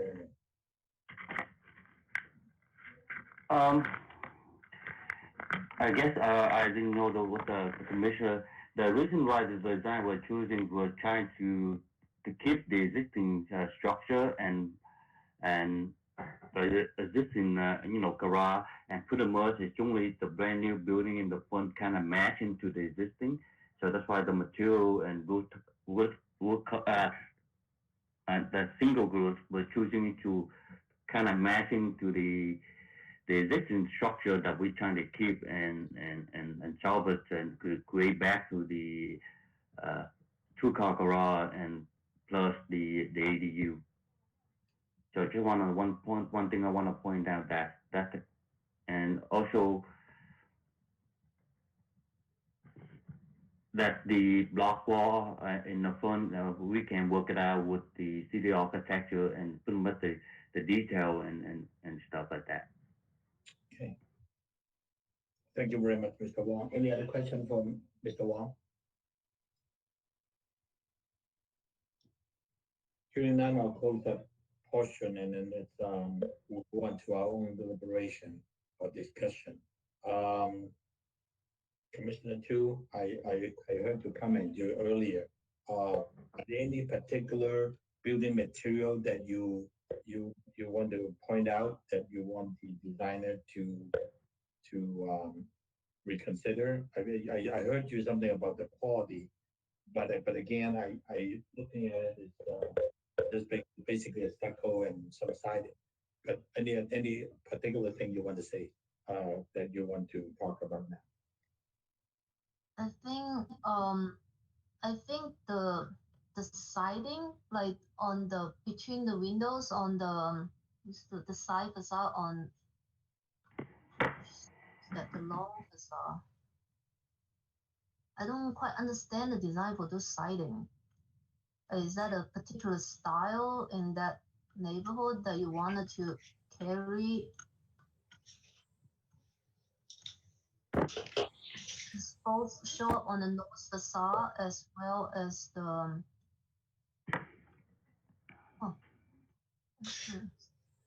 Commissioner Tu, perhaps this is Dale Brown, city architect. Maybe I can answer that.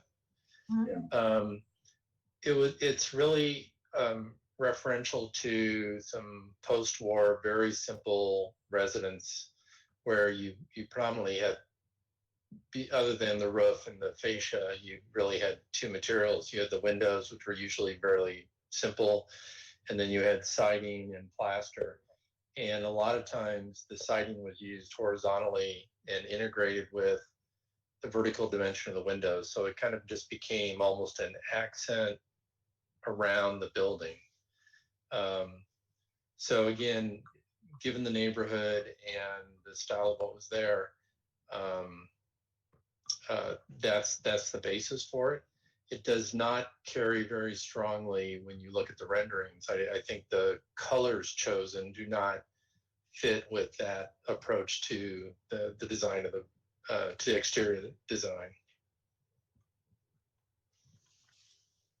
Again, usually it's an accent piece, and they done it in the 60s and late 50s a lot. You see a lot of those in Silver Lake area or whatever. Usually they use as an accent piece. They pick a complementary color between the wood and the stucco, and it's minimally traditional stuff. So nothing stand out. So it's not something that they choose to use, and they have the right to do that. So, any other thing that you want to mention? Yeah, also I think it's the block wall. It's a really long block wall, and I guess it's the presentation of the render. Like all the color just blend into each other. It's really hard to tell. So I don't know it's necessary that represent the actual materials being chosen.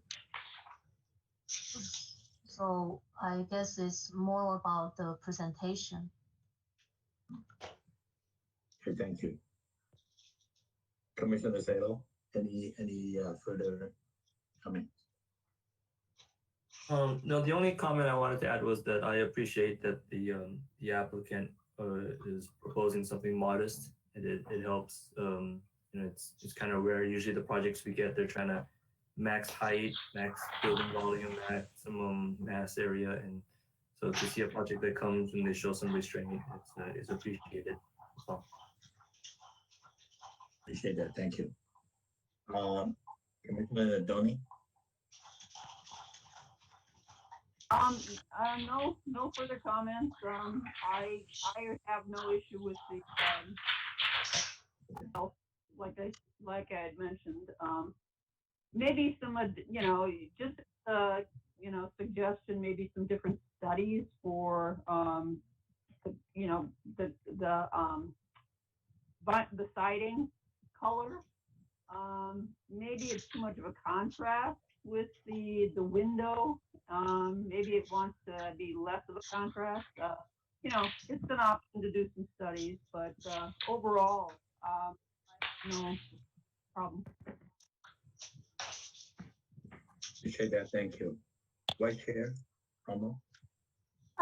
Just want to reiterate Commissioner Salo's comments. I definitely appreciate something that fits the neighborhood, kind of makes the existing house that's there, kind of rebuilds it, thinks it over in a new form. So I want to thank the applicant. Thank you. Sometimes when we look at a neighborhood, especially in one of these older neighborhoods, if you drive down the street after the project is done and you don't see something pop out, that's a successful project. I too feel that the property owner and the designer try to work with what's out there. And so once it be done, it blend in, you don't even know that somebody just built something there. If that would fit their schedule, they fit their program, that be it, because this is how we try to work towards. I mean, we gone through a few more projects earlier that when you think something much different in the neighborhood, it become a challenge. Either you change the whole neighborhood or that one will stick up like that for a long time. And so that is one of the reasons why even they've gone through what we just gone through. So with that said, I think I can live with it without any problem. So I'll let the city architect work with them on the perimeter wall.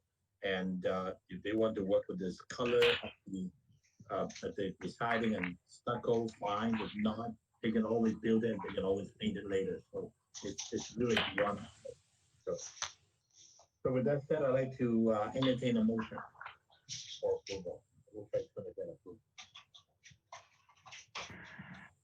This is Vice Chair Romo. I'd like to motion to approve the project at 204 West Angelino Avenue.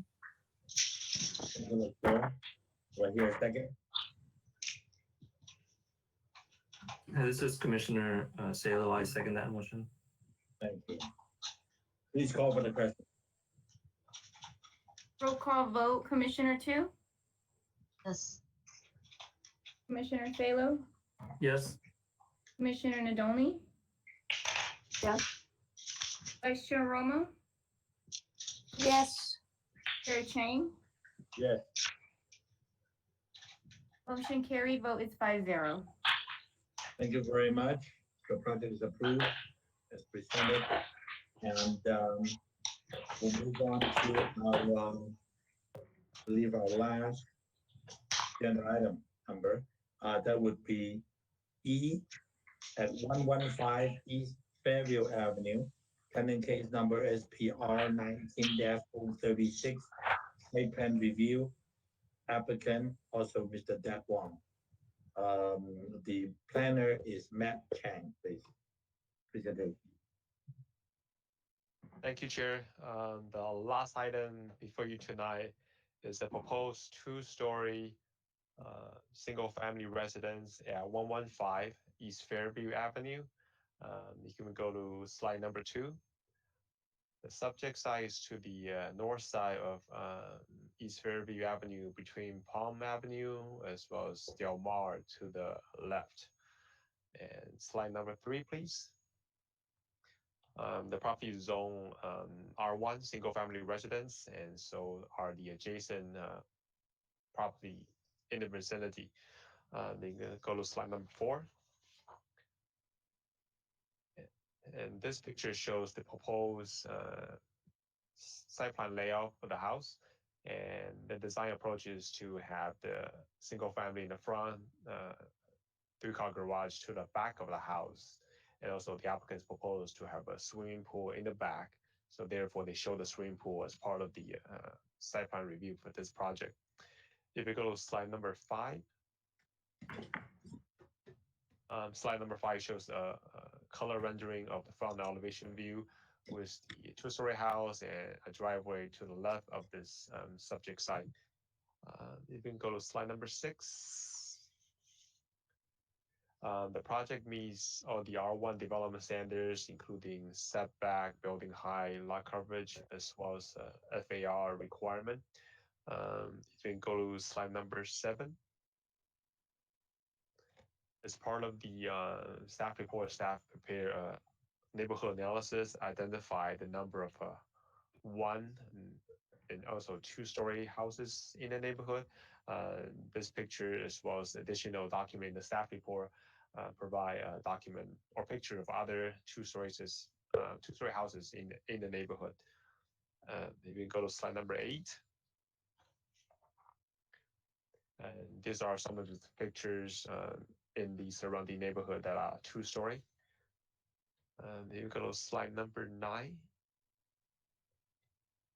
And those 3 are additional 2-story houses within a 300-foot radius of the subject site. If you go to slide number 10.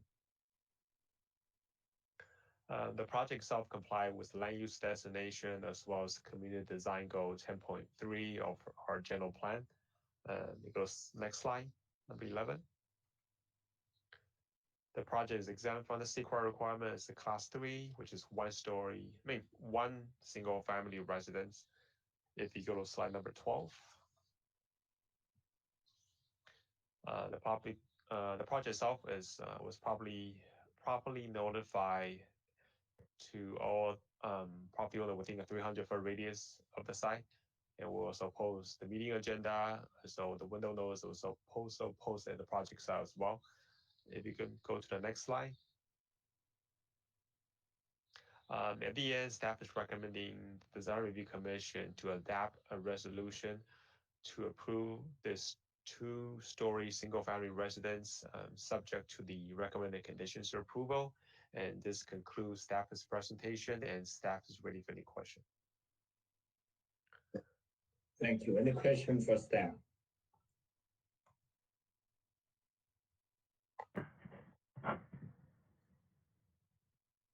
Just one quick one on the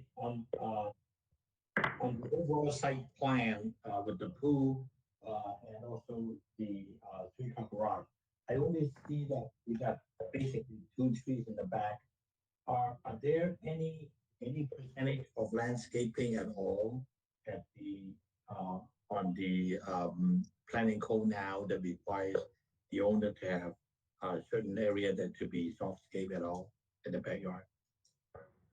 We don't. What we have in the municipal code. We don't. First of all, we don't have the. To answer Mr. Chair's question, we don't have any code requirement in the R1 standard specify the percentage of landscaping.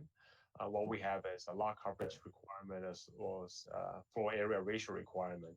As far as the swimming pool concerns, we don't count swimming pool into the lot coverage requirement because they initially provide kind of recreation amenity to the residents, so they can use this kind of recreation purposes. Even though they're not landscaping, but they still provide a recreation purposes instead of just a building. Thank you. Any other question for staff? Okay, hearing none. Mr. Wong, it's your turn again. You want to address the commission with any further information that you may have? Yes, this is Doug Wong again, resident on 1009 Warner Street. Just want to say thank you, Matt, again, and with all the commissioners spent so many hours working with us and provide us comment, and pretty much the design based on the recommendation of all the selection was the city staff and city architecture, and trying to incorporate everything into to bring this project into your table today. I just want to say thank you all again.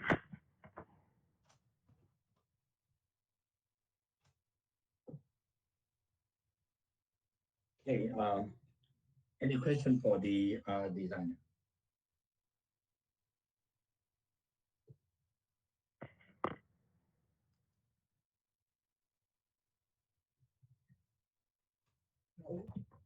Yes, I'm sorry.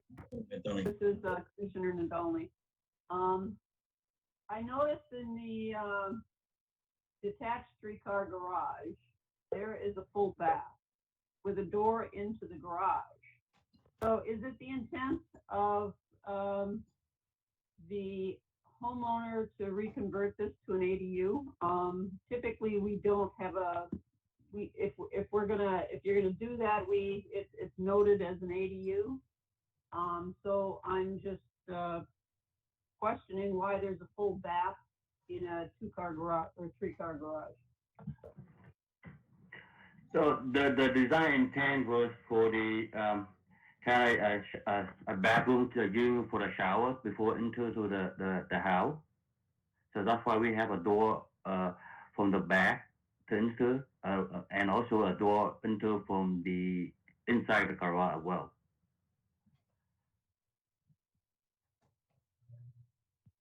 So this is mostly for the pool. Yes, that's the full bath is for the pool. Oh, okay, all right.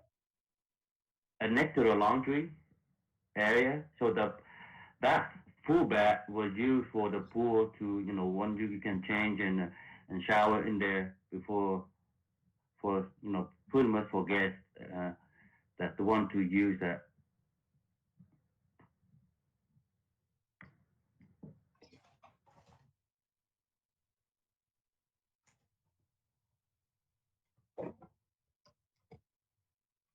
Any other question for the design?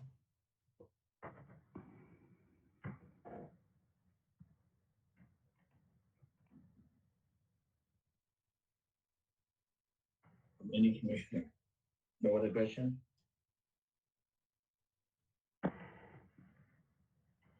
Okay, hearing none, and I would go ahead and Mr. Wong to stand by, and we'll go to Executive Assistant Wong. Did you receive any written communication on this project?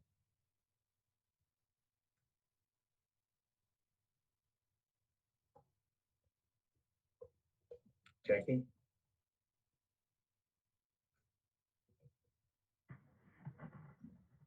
Chair Chang, this is Assistant Ortiz. Let's see. There is no public comment for this item. Okay, thank you. It is now 10:15 and there's no written communication, so the public comments is closed at this time. Mr. Wong, you have anything that you want to address the commission at this time? Not at this time, thank you. Okay. And the property owner, is he on the phone, or does he or she have any questions for us? I believe that Stephen, are you online, Stephen? Yes, I'm online. I have no questions. Thank you, everyone. Okay. Thank you, Stephen. Okay, so I'll close that public portion also. And now is deliberation and discussion among ourselves. Commissioner Two, start with you.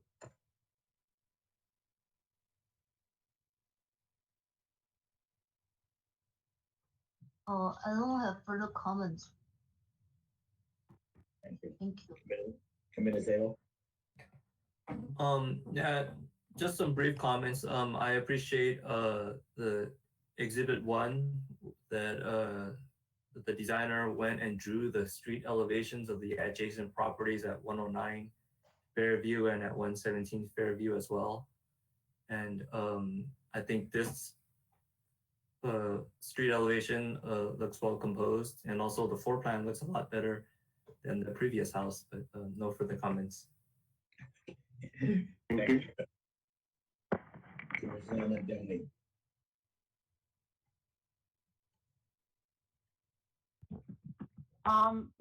This is Commissioner Nadolny. I also would like to commend the architect and the owner for giving us the front elevation comparison. And I do appreciate that it's a 9-foot floor to floor. It's not overdone. You kept the scale lower than the other projects we've seen. So, yeah, all in all, I think it'll be a good project. Thank you. Vice Chair Wong. No comment. Thank you. Thank you very much. I agree with comment made. I think this will come out very nicely at the end, so I can approve it. So do I hear a motion for approval? This is Commissioner Salo. I motion to approve this project. Thank you. Do I hear a second? Mr. Chair, this is Matt Chen. Staff call out something on one of the conditions. Staff want to bring it to the commission's attention. Condition number 36. So condition number 36, which is the public works condition, talk about easement. Staff mistakenly used other condition for this particular project. So 36. Condition number 36 doesn't apply to this particular project. There's no easement. Yeah, staff will actually ask the commission to remove this condition from this particular project. So delete condition number 36. Yes. Okay. So so Commissioner Salo, your motion, if it's okay with you, should stated that per staff correction, that condition number 36 on the staff report should be eliminated. That would be it. Yeah, I concur. I'm okay with that. Thank you. I'd like to hear a second on that. This is Vice Chair Romo. I second the motion. Thank you very much. Please call for the question. Roll call vote, Commissioner Two. Yes. Commissioner Salo. Yes. Commissioner Domi. Yes. Vice Chair Romo. Yes. Chair Chang. Yes. Motion passed. Vote is 5-0. Thank you very much. Project approved with one condition that number 36 is eliminated. Okay, so that, okay, 10 countries. So we come to all 5, and now we item number 5, comment from staff. Any comment from staff? Just thank you for everyone, and also thank to our interim planning manager Orsino for his over there several months, and we'll have the new planning manager join us for the next meeting. Thank you so much. So she's coming next meeting, right? In August. She's arriving August 3rd. The new. I'm sorry, Dale. Can you repeat your? Yes, the new planning manager will starting next Monday, August 3rd. Yes. Okay, great, thank you. Good. Any commissioner comments? Any conference meeting reports? Go ahead. No, I just have one comment. And sorry I didn't, respond to Jerry, but I understand that we're going to have a consent on the next commission meeting. Will we have an opportunity to see that a little bit ahead of time? A list of what's on the consent agenda? I know it's tried to speed things up. Can you explain how we're going to receive that information? Yes, typically for consent calendar will be, for example, the minutes from the previous meeting. And what Jerry's idea was, for example, I think one of the cases that Anthony was working on Central Terrace, if I remember correctly. So for something like this, that DRC member, they're overall satisfied with the project itself, that we just need little minor tweak and here and there that we could, for example, for the Central Terrace project, if the DRC decides to bring it back to the next meeting, we could process this as a consent calendar. The staff will still provide a short staff report and also the project plan to the commissioner for review.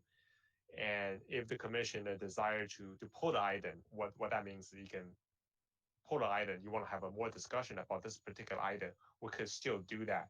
So, I guess for Central Terrace, I think is a good example that if commission designed to bring the project back, we can use as a consent calendar.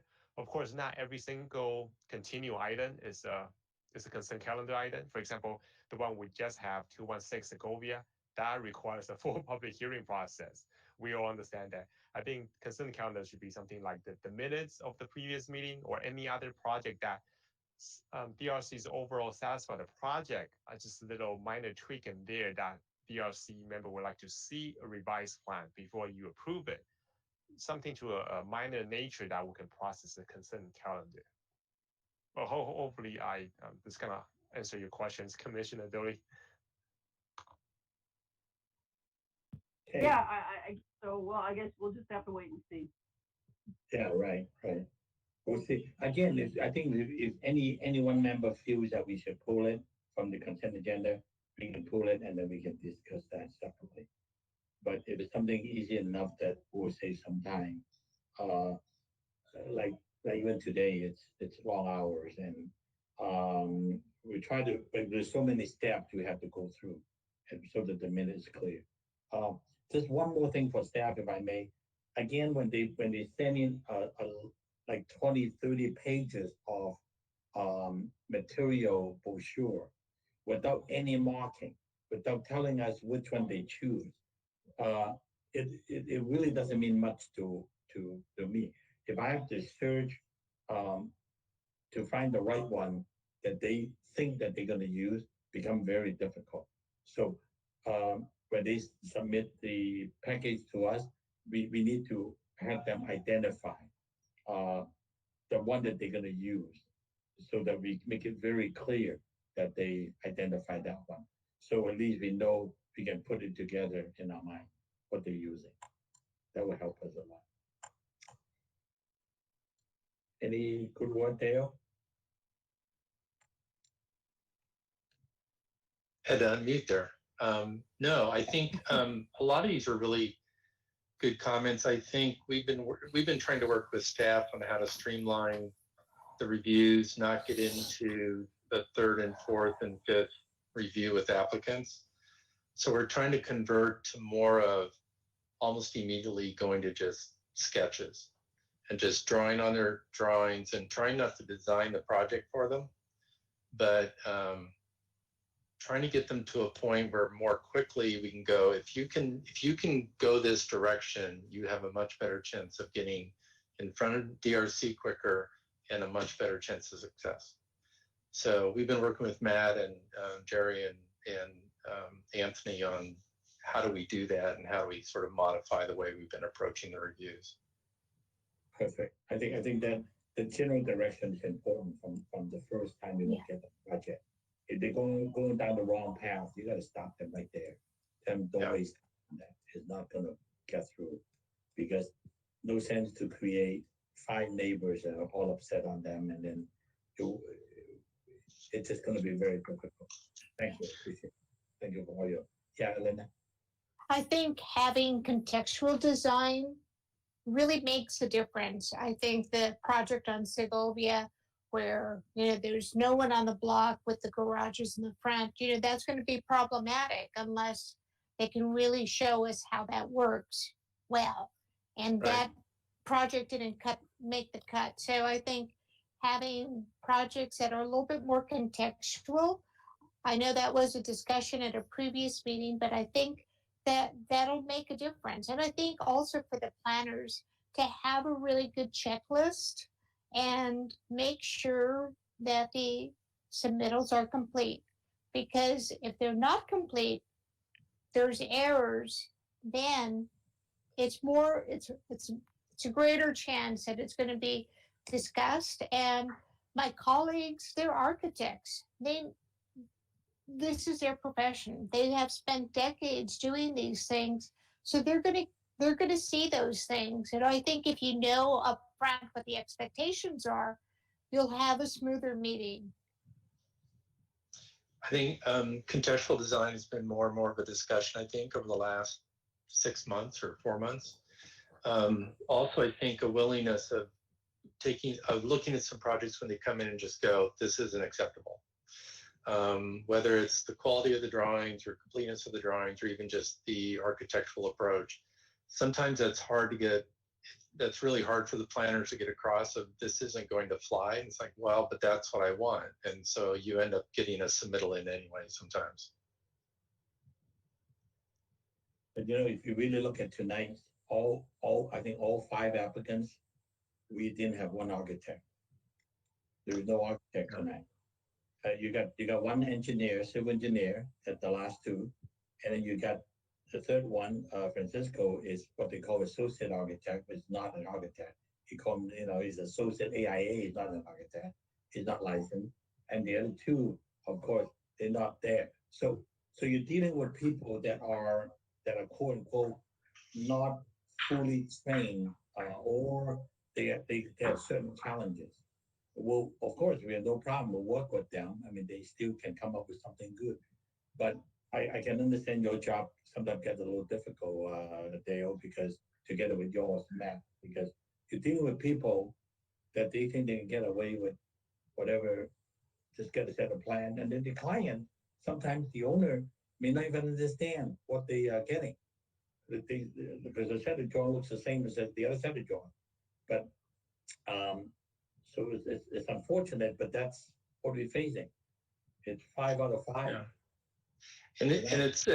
Yeah. I'm sorry. At times it's the real subtle thing. So the last project we reviewed, there was a condition of approval that Matt and I were sort of texting during the discussion and going, I think condition 12 can carry us with that applicant because we'd done a sketch, which was in the staff report, and you looked at the entry, they didn't quite get it. So, the arch wasn't quite right, and the dimensions on each side were probably a foot, and they really needed to be about 18 or 16 inches. And it's all those very subtle things that just bring quality to the project. And sometimes it's hard to get across. Dale, I mean, what may help is that when they walked in, you try to have them understand, well, can you determine a style of architecture?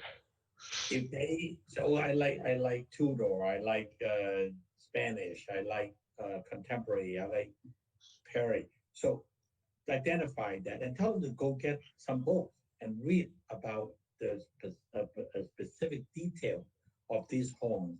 Once they start looking into that, if they truly, they don't need to be a licensed guy to do that. If they understand what they're getting into, once they develop a floor plan and then all the exterior elements, work with those details, at least you got something, maybe not 100%, but at least we got 70, 80%. That's going to help. And it's fun. It's interesting. We've asked applicants those questions in meetings, and they'll tell us, oh, it's whatever style, and you look at it and go, no, that's not what this is, or it's not done well. Commissioner Salos made a comment on one of the first projects about just the nuances of a front elevation. And so you have certain styles like Spanish Colonial Revival that, again, a proportion of a window and its alignment or non-alignment and all those subtleties are really hard to communicate sometimes. And so that's where we're sort of deferring to just, I'm just going to start sketching it out, and hopefully we can get a better product and get it sooner. Yeah. But all in all, I think we seeing, as difficult it is, I think we're getting some better quality stuff coming in, and so I appreciate everybody, particularly staff and and all the commissioners working this late, getting a big paycheck, and trying to help the city so that we can be happy at the end. So just want to show my appreciation, and thank you all. Any other comments from anybody? So it looks like we're going to be on this electronic meeting for a while, wouldn't it? Matt, does it look like that we're going to be here for at least a few more, probably towards the end of the year? What you think? The way things look? Yes, the way the public health order goes, I don't expect we have any actual in-person meeting until maybe next year, spring of 2021. So is it working for everybody? I mean, the incoming is working out okay? I know it's a long night, but then at least it's at home. I actually like it because I have my dual monitor set up with my laptop, so I actually have like 4 monitors to look at when I'm sitting here, and I can see everything. Oh yeah? Oh, that's nice. So you're I like it. I can actually search and look up the neighborhood at the same time, so I get a lot more information than sitting in the city hall. Yeah. Well, I now that things get a little more complicated, I usually drive out there to look at it myself before, the weekend before, because I sometimes it's, from a picture and being there is different. It's almost like that one that you questioned about the 1-story one. If you go out there and drive around that, in a very odd corner, if you go out there, you see what they did is probably the right thing to do. If you go in there and try to get a really nice building there, it doesn't fit there also. So you kind of have to be there and look at the plans what's out there. From my point of view, I just feel like you're rebuilding something from 50 years ago. I mean, that is just like, for me as an architect, I wouldn't do it. So this is, it's hard for me to be convinced that to rebuild something from 50 years ago is not historic importance. Yeah, so well, everybody has a different need, different way to look at life. So we can't expect everybody to live the way we look at life sometimes. So you have to kind of pull yourself a little away from it and say, well, is it going to hurt the city? I think we need to put ourselves, instead of playing as an architect here, I think we really need to say that we're representing the citizen of St. Gabriel and the city father that put us there to protect the quality of life. I think that probably is the most important thing that we need to remember why we're doing this.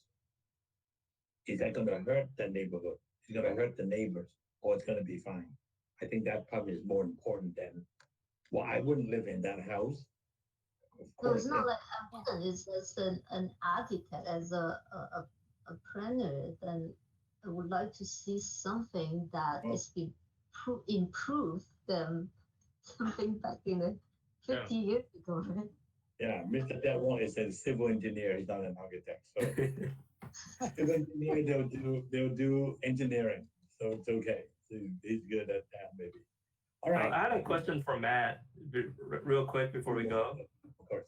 Go ahead. You know, the recent fire at the mission, I'm sure there's going to be some work that's going to be done there. Will we be involved in looking at any of vendors or proposals? I mean, I'm not exactly sure what's going on, but I know that there's something's going to be done, right? I think Vice Chair Romo has something. Yes, something more exciting. I'm actually chair of the finance council. I'm a parishioner at the mission. Just so right now, it's two things. Number one, it's the investigation. They haven't closed the investigation yet of what started the fire. Number two is that there's the insurance and the archdiocese involved before there can actually be a plan of how they're going to be addressing it. I found out there was on KPCC last week, there was a program by Larry Mantle, and he had a couple of historians talking about the history of the mission post-fire. And that roof that was on there was the third roof that was placed on the mission. So the roof is not original, and the roof was put in the late 1800s. So the roof was over 100 years old. So it's unknown right now what kind of roof they're going to put, but it is a historic structure.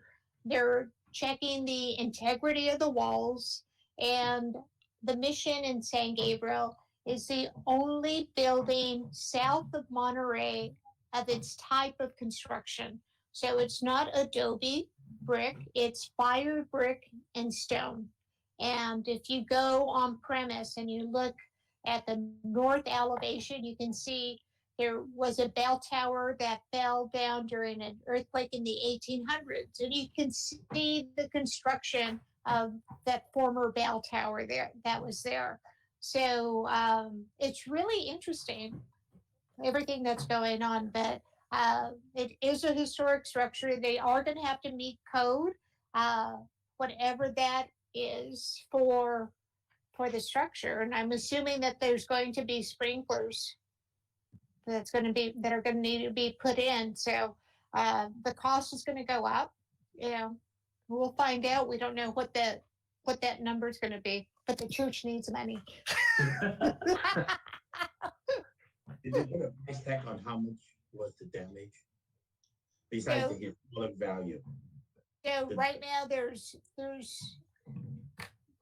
no number as far as what it would cost. There's no number whatsoever because they're still doing the whole investigation. Sure. We know what the insurance value is going to be, and this is different from the earthquake in the 1990s where the parishioners had to raise all the money because there was not earthquake insurance. So the big historical things were out of the church because there was restoration going on. The church had just spent $160,000 to paint the interior, redo the pews, and they were a week away from opening when the fire struck. So because of the painting and that restoration work, the statues were not in the main church. The paintings weren't in there. So the altar was saved. The altar is very historic and has wooden statues that were still in the building when the fire occurred. So, we're really lucky. But the pews, I don't know if the pews are going to be saved. And the pews are the original pews that were put into the church. What percentage of roof was actually poured? Was it half, more than half? The whole roof system? How much was it burned? The whole, pretty much, I would say about 80% of the roof. There's some aerial photos from drones that you can see the roof damage, and it's a miracle that the altar didn't burn. And if you're not familiar with the altar, it's a very nice altar. It's a very nice altar. If you know the history of it and you've been to the different California missions, it's one of the nicer altars. Okay, good. At least we saved that part. All right, good. Thank you. You're welcome. Thank you for this information. Any other comments? I know it's kind of late. I really appreciate you guys staying this late and turn around and go to bed. That's a little easier than driving home. All right. So great. Fair enough. Okay. Have a great evening. And thank you very much. We'll Good talk night, again. all. Good night. Bye-bye. Thank you. Good night. Night.